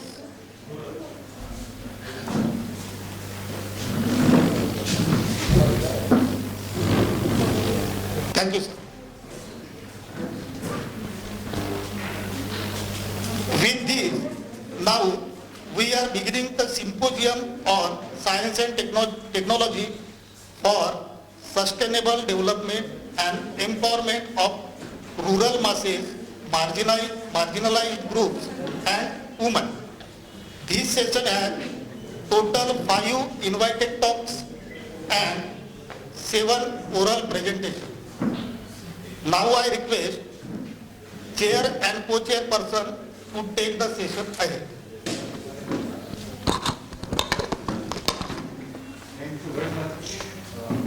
Science Congress, that is Science and Technology for Sustainable Development with Women Empowerment, I thought of taking up this topic as a general lecture, that is need for mass scale production of phytopesticide and approach for sustainability of environment and livelihood of rural folk. See, when we talk about very high technology, which is actually not, of course it is required, but for research, basic researchers, as earlier also Madam Vinita pointed out, it's very important. So this topic also concerns or relates to the same. We all know, historically, if we talk about the prime requirement of any organism, living organism, one of the prime important is food, requirement of food, and initially it was procured through hunting, and after that agriculture, which till date is there. We all depend upon agriculture for food. Now this agriculture, when we talk about, there are pests and disease which cause losses to the agriculture, not only during crop growth, that is during cultivation, but also during post-harvest and storage. Estimates suggest a loss of about 18 to 20% to the annual crop production worldwide, amounting to a value of more than, it's of course in USD because we take it from the net, 4,070 billion. But the human population of, this is very important, has been projected to grow to 9.1 billion people by the year 2050, and in proportion 70% extra food production will be needed as food. Now you see how much dependent we are upon agriculture, and if this is the amount of food we would require in future, how are we going to compensate this? So very importantly, sustainable development through science and technology, and later on I would talk about how women empowerment. The major challenge of course is to achieve food sufficiency in a sustainable manner. Not only there is requirement for enhanced food production, but also there is to safeguard it from pests. Now basically here I am talking about insect pests, so that the desired goals are achieved. Therefore, effective insect pest management is a front on which strong focus has to be made. Right now there was one student who was talking about ants. Yes, of course, whenever we talk about insects, if I say in Hindi, we always talk about kide makode. Please don't consider them as just kide makode. They are very, very important. I'll show you the importance and significance. Pests have attracted human attention from the birth of civilization because of natural pest control, the control of insects dates back to even before 2000 BC, when humans have used pesticides to protect their crops. Elemental sulfur was used initially, and in Rig Veda, about 4,000 years old, refers to a lot of poisonous plants for the control of pest insects. Now this is a historical background that a lot of insecticides, especially plant-based, because I'm going to talk about the phytopesticides. So many plants have been used since ancient times. This is the historically, we have been using chrysanthemum and various other plants of dry flowers. They have been used during the reign of Persian king Xerxes in 4000 BC. But then later on, which is more significant, came the era of synthetic chemical pesticides, I must say unfortunately. The global level of agrochemical consumption and use, this is a scenario with all, maybe the North America, Asia, Europe, Latin America, everywhere the pesticides are being used. And if we talk about the insecticides, the pattern is 65% of insecticides among all the agrochemicals. Now this is a scenario. This is the consumption pattern of pesticides in India. You see the insecticides 60%. Now when we talk about the insecticides, they definitely impact upon, because we are using insecticides, we are targeting the insects. We want to kill the insects, we are harming the agriculture. So the target insects, that of course, because we are using the insecticides for them, but what else the insecticides is doing is, it is targeting the non-target insects. That means which we do not want to kill. But the pesticides, they cannot discriminate between this is harmful, this is useful. Overall environment is impacting upon the soil, water, air, wildlife, livestock, fauna, flora, human beings. Each and every organism on this globe is being impacted upon. Just a glimpse. The target insects, yes, of course, the pest. This is a Cystosarta, the desert locust. The crop pest, this is Amsecta, very common pest of Rajasthan, which is known as the red hairy caterpillar. These are the termites, the vector-borne disease-carrying mosquitoes, various dipterans which carry diseases. These are pests of plants carrying diseases. The non-target insects, which are important. Actually the pesticides is meant to target those insects which are just shown. But unfortunately what is happening? The non-target insects. Now especially this is for you, the upcoming, the budding scientists, because you all have to be very careful, because you are our future. The useful insects. Each one of us knows, but just a glimpse, see how useful. These are very important pollinators. The agriculture produce we get, 80% is pollinated by the insects. So how can we think of killing them? The decomposers, the carrion beetle, it's a decomposer, very important. Soil enrichment, dung beetles, mealyworms with delicacy of various countries. This is a very classical example of biological control by insects eating up the insects. Of course, a very important research material, Drosophila, most of the zoology people know it well, that most of the researches of genetics have been carried out on this insect. The asthma indicators, water quality indicators, especially the dragonflies. This is a Colorado beetle which has been used as an entomological weapon. I must not say that this is good, but yes, it is useful. It has been used in World War setting. Now, in advanced technology, I don't know how many of you know about biomimicry. As one knows, mimicry is to copy, and biomimicry is how we use insects and mimicry it by employing it in various other innovations. See? Insect dyes inspire structure of new solar panel cell. How insects are inspiring us in making the models for solar panel. Wind turbines inspired by insect wings, 35% more efficient. So inspiration. Robot can leap from water surface. How the water striders have been mimicked from this, and a robotic version has been developed. So there are various examples of biomimicry, just to show a few and to show you all the importance of insects. The productive insects we all know, the honeybee, the cell, the silkworm, the lac insect, a very important industry in Rajasthan, from where I come from. So besides these, the impact on soil, I have already told you that in the soil, it can be contained, residues when contained in leaves and roots, the pesticides or the insecticides, depending on the conditions, poisonous chemicals may remain in the soil unchanged and retain their toxicity for a more or less prolonged time. For a long time they can remain in the soil. Persistent use of pesticides can thoroughly undermine the productivity of the soil over time by destroying the microorganisms, and this decreases the agricultural productivity of land and makes it vulnerable for as desertification. So it is very important. This is how it impacts on soil, it impacts on water quality.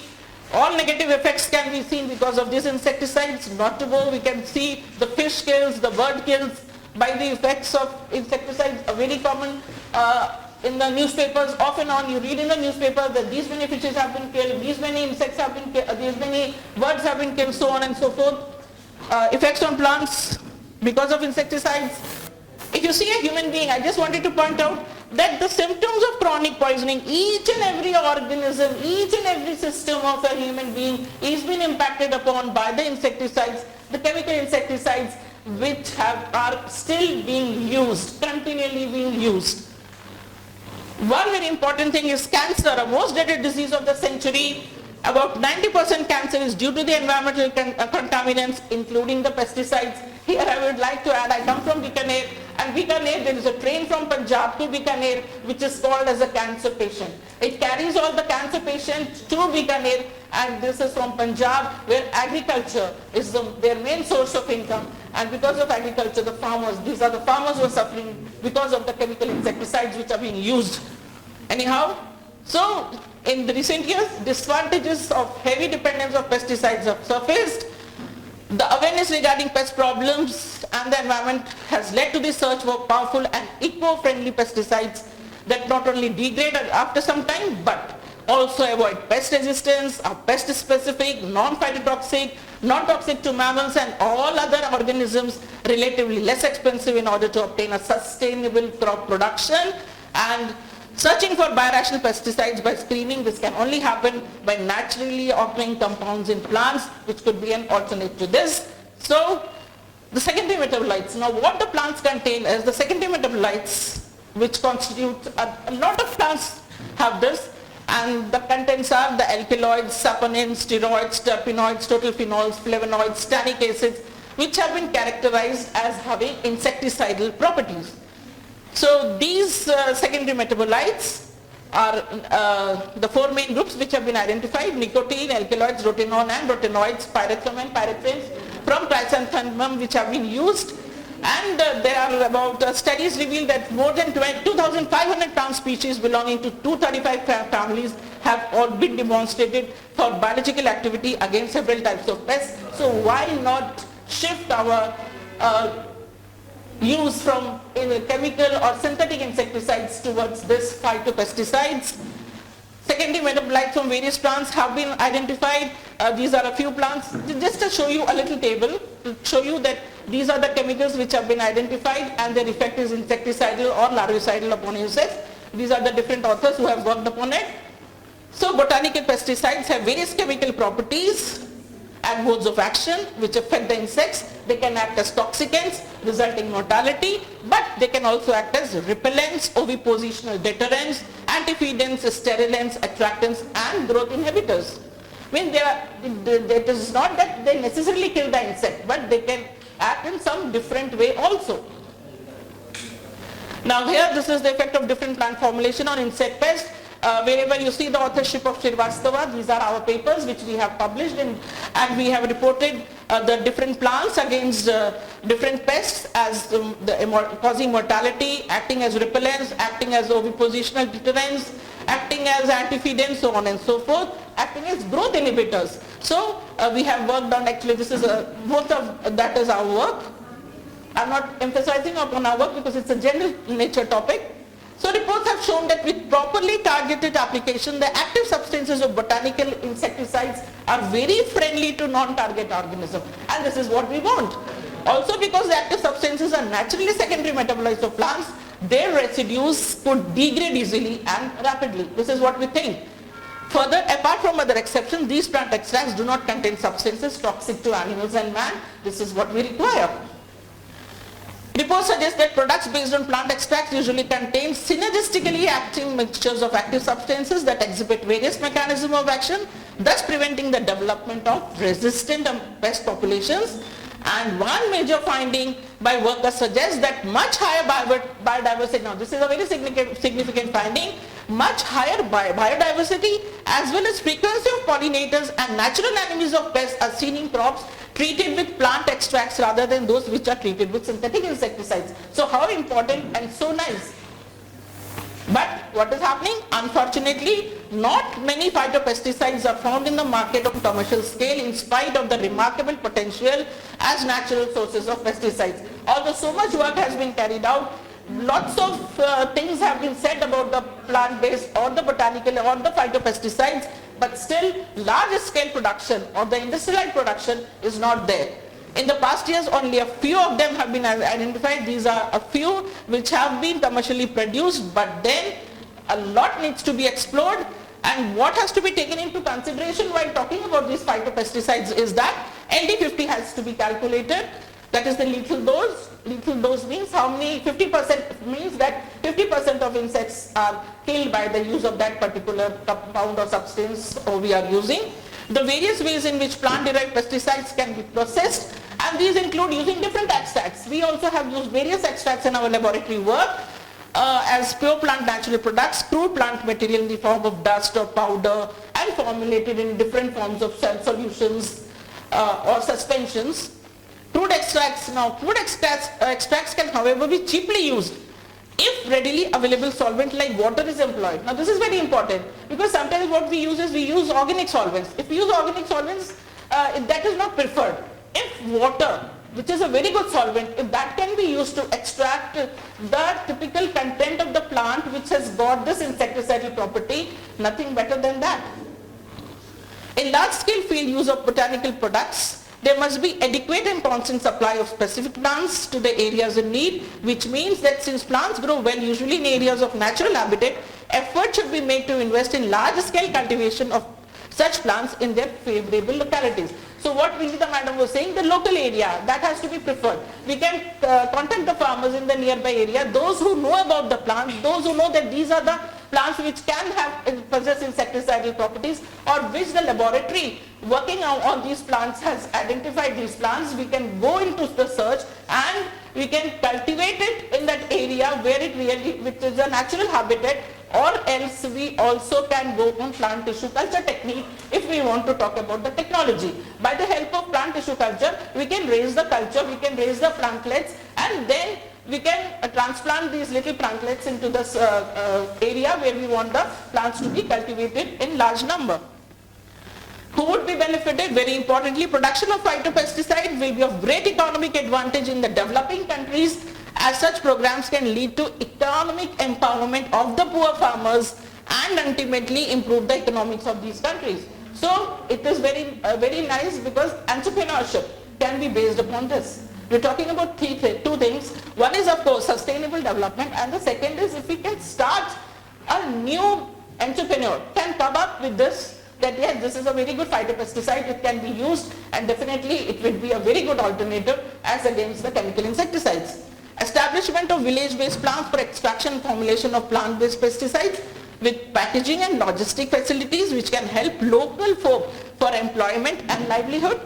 Rural women here, they can play best role in such processes as they are often well versed in dealing with crop products. Yes, I'm summing up, sir. The project should be oriented at making a wise use of scientific data, identification of potential plants, simple formulation technology, quality control, packaging and logistics, awareness. So green botanical or pesticides, I must say, are drivers of sustainable development because they would help in hunger eradication, poverty reduction, sustainable farming, and linked gender dimension, that is male and female, both can contribute simultaneously. They are safe and eco-friendly. And in the end, I would say this can be followed by its mass scale production, which not only would be a positive approach for sustainability of environment, but also could provide livelihood to the rural masses, particularly farm worker women. So use green, that is what I'm talking about, the phytopesticides, eat clean, definitely if you're using against the crop and agriculture, which is a food to us, and make a safer environment to live in. Thank you.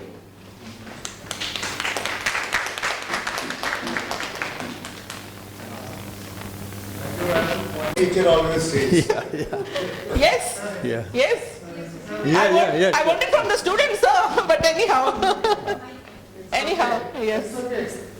How these pesticides, phytopesticides are specific to their targets? Specificity. Yeah, that is one more question. Yes. Is there any attempt for the selective breeding or the improvement in the crop for the better production of phytopesticides from our side?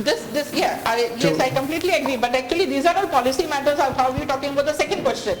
Like the BT cotton has been made up by the biotechnologists. So they have to come up, shake hands with us, especially the basic researchers who have identified the plant, so that yes, now this plant has got this component which can be used, and can any technology be introduced that they can be used that as the BT cotton is there, the resistant variety is there, yeah. But I am asking selective breeding. Selectively we can collect. Yes. The different strains and the high yielding varieties we can selectively breed. Instead of going for the standard aspect, we can think of selective breeding and Definitely what I was talking about the women empowerment, and this I was just trying to say that the localites can identify that plant and then we can go for the selective breeding. Yeah, and we can also go for propagation, tissue culture, anything of that sort. That is what I said there. That is very important, that is required. Thank you, yeah. Okay, thank you, madam. Hey. Shall I start, sir? Just 1 minute. University Nainital. My topic of presentation is diversity and ecosystem services of major group of insect fauna in protected area network of Uttarakhand. Now, we all know, class Insecta is a dominant class of insects, dominant and diverse group of taxonomic groups, near about 1,20,007 species under 39 orders, and comprises about 58% of species known in the world and 66% compared to all animals on the planet. The highest number of insect species belong to order Coleoptera, Lepidoptera, Hymenoptera and Diptera. These are the major functional groups and that significantly contribute to ecosystem services in significant ways. The effect of human health. Insects affect human health, agriculture and world economy by serving pollinators, predators, decomposers, herbivores, parasitoids directly consumed by humans and serve as bioindicator tools. These are the, according to Millennium Ecosystem Services 2005, all ecosystem services of insects performed by divided into 4 groups. Number 1 is provisioning services. Provisioning services in the form of nutrition, source, food chain, supplements, economic benefits. Regulating services in the form of carbon sequestration, climate change, control of pests, pathogens, soil formation, nutrients regulations, and supporting services in the form of pollination, decomposition, mineralization, seed dispersal. And cultural services performed in the form of bioindicator, conservation tools, education, tourism, cultural heritage, religious and spiritual values also. According and estimated, insect only provide services worth of $57 billion annually in the United States, and so are the crucial in modern biodiversity rules. Several authors and workers have evaluated various ecosystem services provided by the several group of insects. However, in current anthropogenic era, insect population rapidly declining and several species are facing danger of extinction. The protected areas are key designated areas for conserving nature. According to IUCN, define the geographical area of land or sea for protection and maintenance of nature and related ecosystem services, cultural resources which are effectively managed by law and other services. In Uttarakhand accounts for 1.63 of India's geographical area of the area and is home for 4,160 species. Insects including Lepidoptera was the most dominant, followed by Coleoptera, Diptera, Hymenoptera, Orthoptera, and other groups accounting for 6.52% of all known species of insects currently. Uttarakhand beholds 18 protected areas where studies on diversity and richness of varying vertebrates and invertebrates, including insects, have been accomplished. These are the objectives. First objective, to determine the taxonomic composition of different groups in different protected areas, to estimate relative abundance, distribution range, diversity of insect fauna from different protected areas, to investigate and explore the major roles and ecological significance in the sustainability and integrity of the various protected areas. Study area, Uttarakhand. The Uttarakhand lies in the central sector of Himalayas. The major geographical zones are Upper Himalayas, Siwaliks and Tarai regions. About 18.707% of the total area has been designated for conservation of species, habitats through the establishment and management of protected area in the form of national park, biosphere reserve, wildlife sanctuaries. 6 protected areas from the protected area of protected network of Kumaon division of Uttarakhand chosen for the present study: Vinsar Wildlife Sanctuary, Corbett National Park, Ascot Wildlife Sanctuary, Nandhar Wildlife Sanctuary, Nanda Devi Biosphere Reserve and Nana Devi Bird Conservation Reserve. These are the 6 protected areas shown by pink color selected for the present study. Uttarakhand beholds 18 protected areas with 7 wildlife sanctuaries, 5 national parks, 4 conservation reserves and 1 biosphere reserves. For the present study, we selected Ascot Wildlife Sanctuary, Vinsar Wildlife Sanctuary, Nandhar Wildlife Sanctuary, Corbett National Park, and Nana Devi Himalayan Bird Conservation Reserve and Nanda Devi Biosphere Reserve. Corbett National Park, renamed or presently designated as Corbett Tiger Reserve. Standard sampling methods were used for the collection of insects and identifications by morphological keys and scientists from Zoological Survey of India. Different diversity analysis were used for the calculation of diversity. Identification ecosystem services provided by insect group as per the Millennium Ecosystem Service Assessment.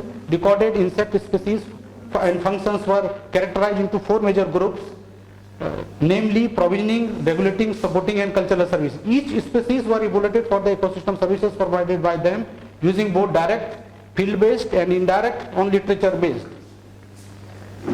Now come to the results. Species composition of insect and distribution. A total of 412 insect species belonging to 7 families and 9 taxonomic orders. In terms of relative number of species, Lepidoptera was the most dominant and highest orders, followed by Coleoptera, Hymidoptera, Odonata, Orthoptera, Hemiptera, Diptera, Isoptera, and Neuroptera with 2 species each. This table shows the relative number of species and percent contribution of different insect orders across the protected areas. Maximum number of species 226 were reported from Nandhor Wildlife Sanctuary, and minimum were reported from 94 from Nana Devi Bird Conservation Reserve. This figure shows the variation in percent contribution of different insect orders across the different protected areas. In a similar trend was observed. Lepidoptera, Coleoptera, Hymiptera were the dominant orders. And alpha diversity and beta diversity across the protected areas. Xenon diversity species was reported highest in Nandhor Wildlife Sanctuary, followed by Corbett Tiger Reserve, Windsor Wildlife Sanctuary, Ascot Wildlife Sanctuary, Nandhar Reserve, and Himalayan Bird Conservation Reserve. The highest margali richness was also recorded in Nandhor Wildlife Sanctuary, followed by Corbett Tiger Reserve, Ascot Wildlife Sanctuary, Windsor Wildlife Sanctuary, Nanda Devi Viceroy Reserve, and Nanda Devi Himalayan Birds Conservation Reserve. The species diversity was highest in Nandhor Wildlife Sanctuary, while the lowest in Nana Devi Himalayan Bird Conservation Reserve. The highest beta diversity was recorded within Windsor Wildlife Sanctuary and CTR, and lowest between CTR and between Windsor Wildlife Sanctuary compared to NDVR, Nanda Devi Viceroy Reserve. The alpha diversity of insects was recorded maximum in Windsor Wildlife Sanctuary, minimum in Nana Devi Bird Conservation Reserve. The beta diversity was recorded maximum within Windsor Wildlife Sanctuary and CTR Corbett Tiger Reserve, and minimum between NDVR and BWS Windsor Wildlife Sanctuary. Now comes to the ecosystem services of insect fauna. First of provisioning service, 69% of insects classified provisioning services in the form of wildlife nutrition, goods, products. Lepidoptera are the most dominant order, was the most dominant order with 143 species, followed by Coleoptera, Orthoptera, Hemiptera, Diptera, Hymenoptera, and Isoptera. These are some photographs of wildlife nutrition, photographs of provisioning services. Butterfly Lumpidopticus as a source of nutrition for dragonfly, Orchitum gulatum, and honey wax and other products provided by the bees and in the study area. In regulating services, 70% of the insects classified with regulating services in the form of pest and fungus control in the formation of soil and compact. Coleoptera was the most dominant order with 31 species, followed by Odonata, Hymiptera, Isoptera, and Hemiptera. These are some photographs showing the soil formation and compaction by termites. Supporting services, 55.13% of insects classified with the supporting services in the form of pollination, decomposition, and seed dispersal. Again, Lepidoptera are the most dominant order, followed by Hemiptera, Coleoptera, Diptera, Isoptera, and Odonata. 216 species belonging to pollinator services, decomposition 20 species, and seed dispersal 10 species. Decomposition by ants, photographs showing decomposition by Asclepiad dung beetles by Gymnoplerus myliveris. These are the some photographs of pollinator insects.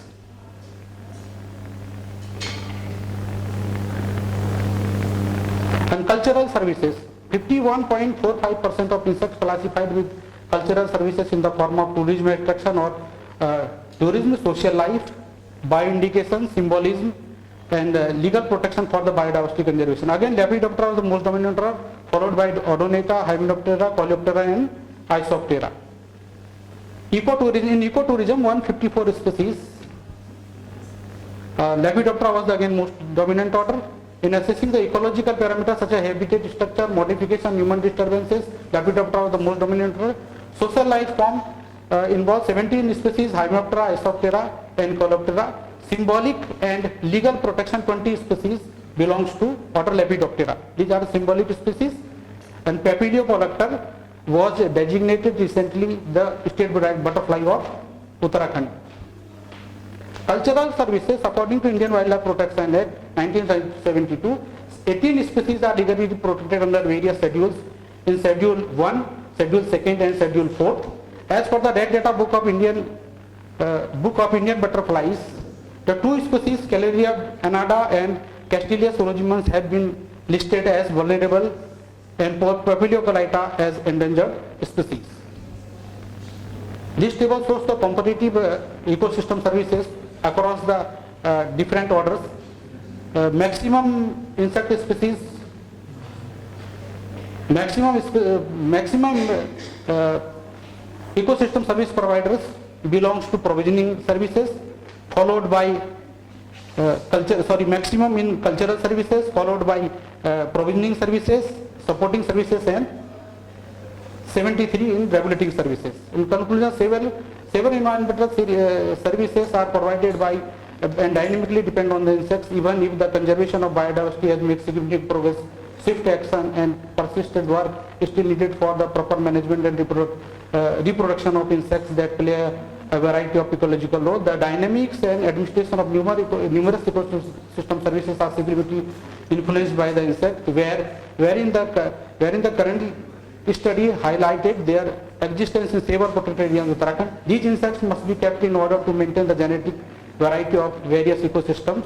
These type of research play a crucial role in educating the public, laying and groundwork for effective conservation and management policies, and pinpointing the locations of the biodiversity hotspots. We acknowledge the Forest Department, Range Officer and Scientist of Geological Survey of India and Forest Institute, and financial. The authors are also appreciate to manuscript anonymous reviewers and study period and the study for financial support of various funding agencies. These are the references used for the present studies. These are the list of publications. Thank you. Thank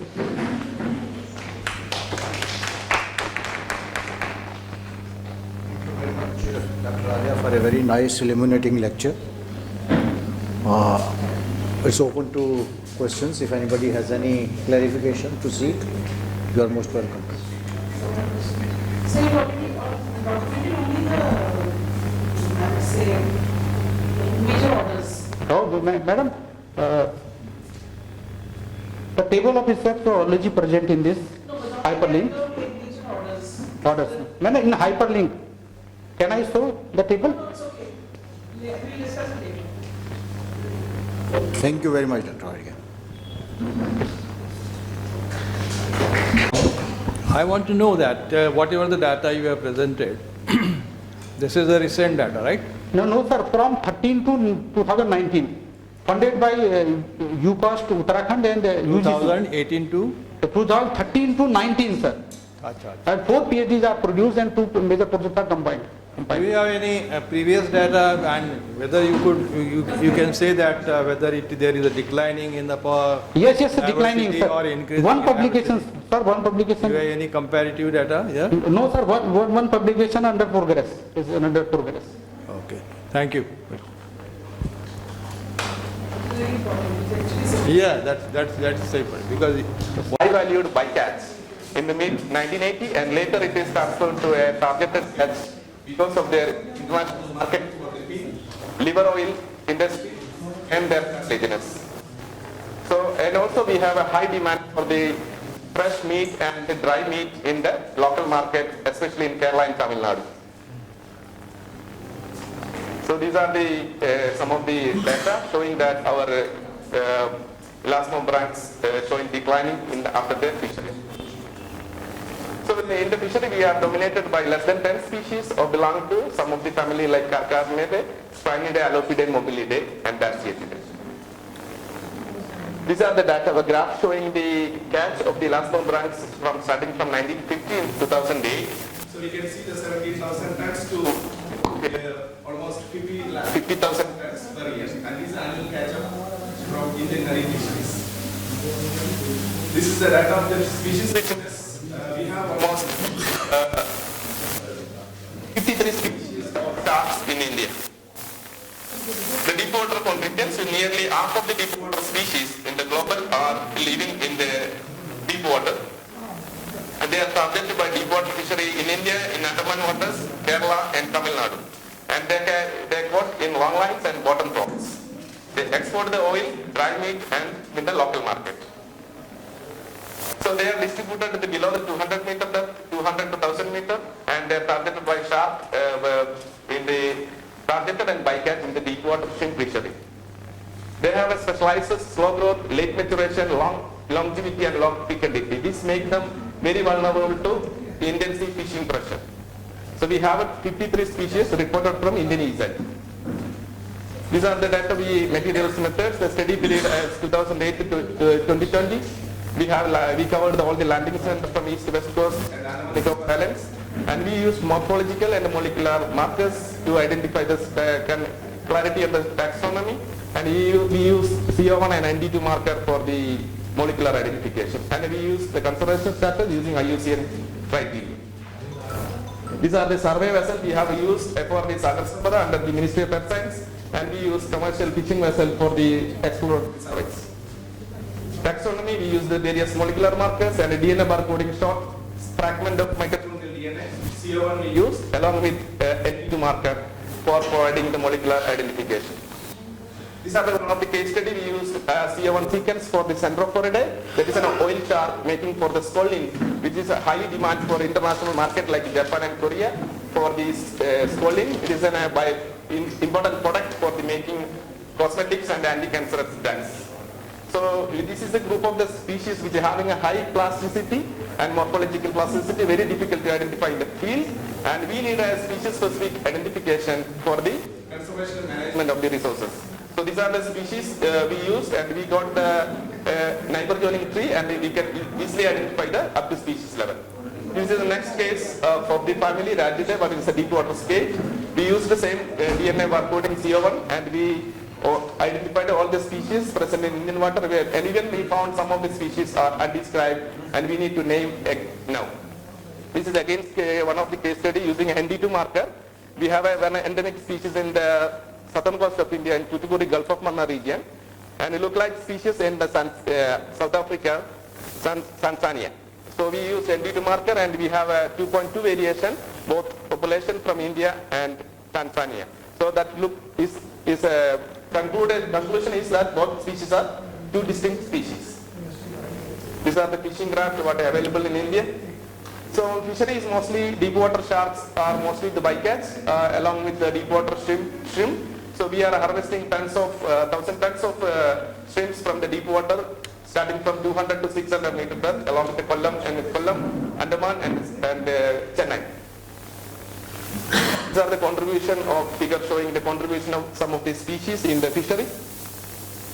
This is a picture of, you can see these are our diversity, richness of species, especially in the deep water. These all the species are living in the 1,000 meter depths. This is all oil shark, important oil shark we are harvesting for the making the shark liver oil. These are some of the small deep water shark, less than 30 centimeter, and they give birth in even 10 centimeter.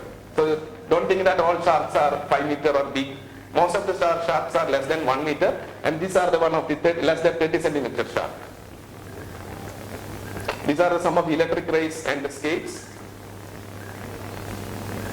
Mostly we got all the cats in the bycatch.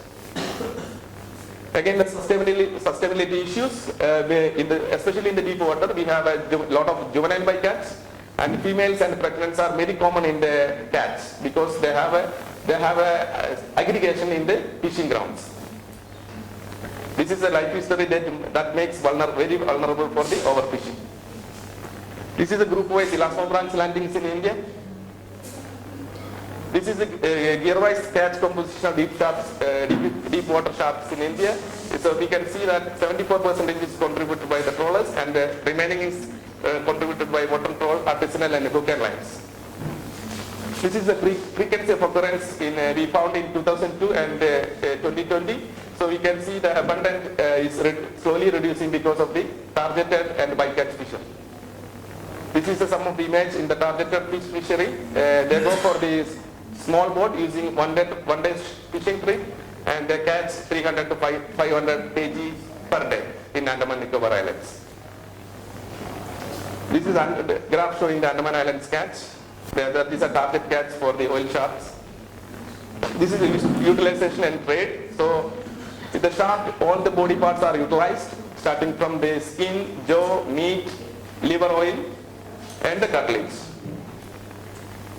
This is some of what we studied, that utilization and trade route from Andaman. It is coming to Chennai and Kerala, and they are used in the local market, and some of the meat is going to Sri Lanka and oil, and gills and fins is going to Hong Kong and Dubai, and the meat is utilized mainly in Kerala and Tamil Nadu. This is again some of the pictures showing how they utilizing the liver oil and fin. This is the liver oil, how they process after the auction. They make it a small piece and they keep it for sunlight for a clearing.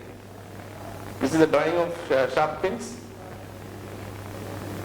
Even the shark jaws, they get very good price, starting from 20,000 to 1 lakh for the one jaw. These are used in status of some of the Indian species. We have almost 170 species reported from India, and out of that 52 species are under threatened category using IUCN red list criteria. You can see almost critically endangered species are 12%. That means 21 species of reported Indian species are critically endangered. They are going to be extinct in the near future if we are not taking any action for in future fishery management. So these are the 2 species what we did the IUCN listing in the last 2 years in Canada. We have organized a workshop and we have done. It is one of the Echinorinus brutus, that is a bramble shark. It comes under endangered because of the quick declining the population because of the high intensity fishing pressure. And that is a target catch. So we put in as endangered. And the next species is critically endangered, Indian salt shark, very small shark, that is less than 40 centimeter shark. And this is frequently caught in the bycatch, and that living only in fishing habitat. Fishing means the shrimp habitat. So we are going daily 300, 400 boats, and we are harvesting tons of shrimps. So along with the shrimps, the population is slowly declining. So last 20 years, their population is 90% population is declined. So we put in the category as a critically endangered species. So next is we need a comprehensive action plans or national plan of action for the shark to conserve the remaining population of different species of shark. So we need a lot of research, that most of the species are data deficient. So we required a lot of research, lot of projects, and lot of funding to get all the information and implement the national plan of action for the sustainable fisheries management of the sharks. Yeah. Thank you. All right. Thank you, Dr. Binesh, for your presentation on the diversity of deep sea chondriictus. Okay. Any questions from audience? Yes. Yes. Thank you for the good presentation. You told that 90% of the catch is made from bycatch. Yes. And how can we implement these measures for conservation? Bycatch is something other. No. We are not targeting this particular thing, but by accident it is coming to the catch. Yes. So how can we implement? So this is the main story not in India and everywhere. So they have, because a lot of streams like Australia, they used different techniques like a closing season. So one of these things is you can put the closing season to and catch quota system, and bycatch reducer you can implement. So these are the measures we can use it, and even you can discard. Normally earlier they are not using the discard, they are directly throwing back even the live animals. So at least some 60% mortality, they have chance to survive. But nowadays increased fish meal industry in the Mangalore side, in the Karnataka, so all the materials are taking to the industry and there is no discards now. So 100% utilization, that makes the problem. So we need to have a lot of policy, government policy to conserve the remaining resource. So that is... Survival from the discards is questionable. Yeah. Catching, again the question because of, that is the question again the shallow water. Shallow water having, a deep water we have 100% mortality. You don't have, because they are getting from 600 meters. So everything will be died. Okay, thank you, Dr. Binish. Our next.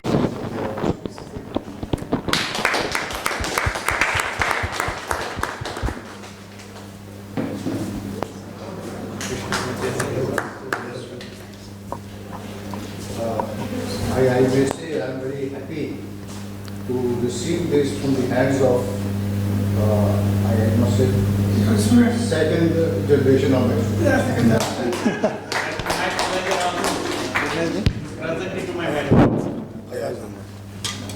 Thank you, sir.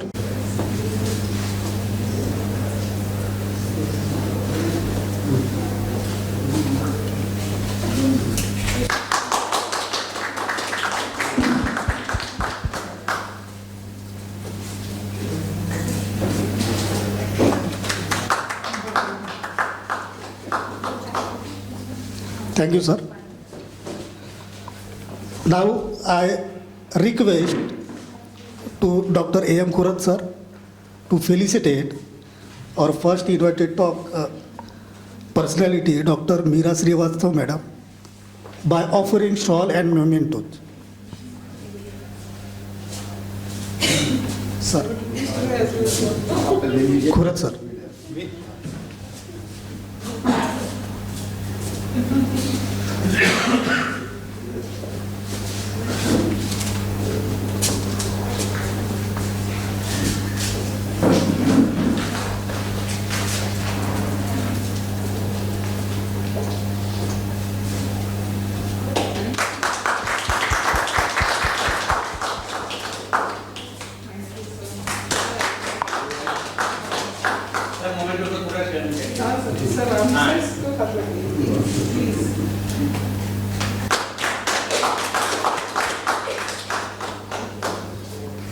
Thank you very much, sir. Now I again request our chairperson and co-chairperson to felicitate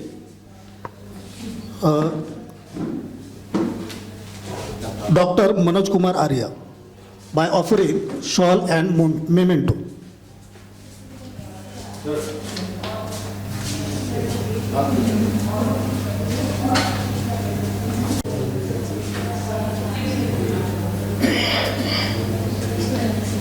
And here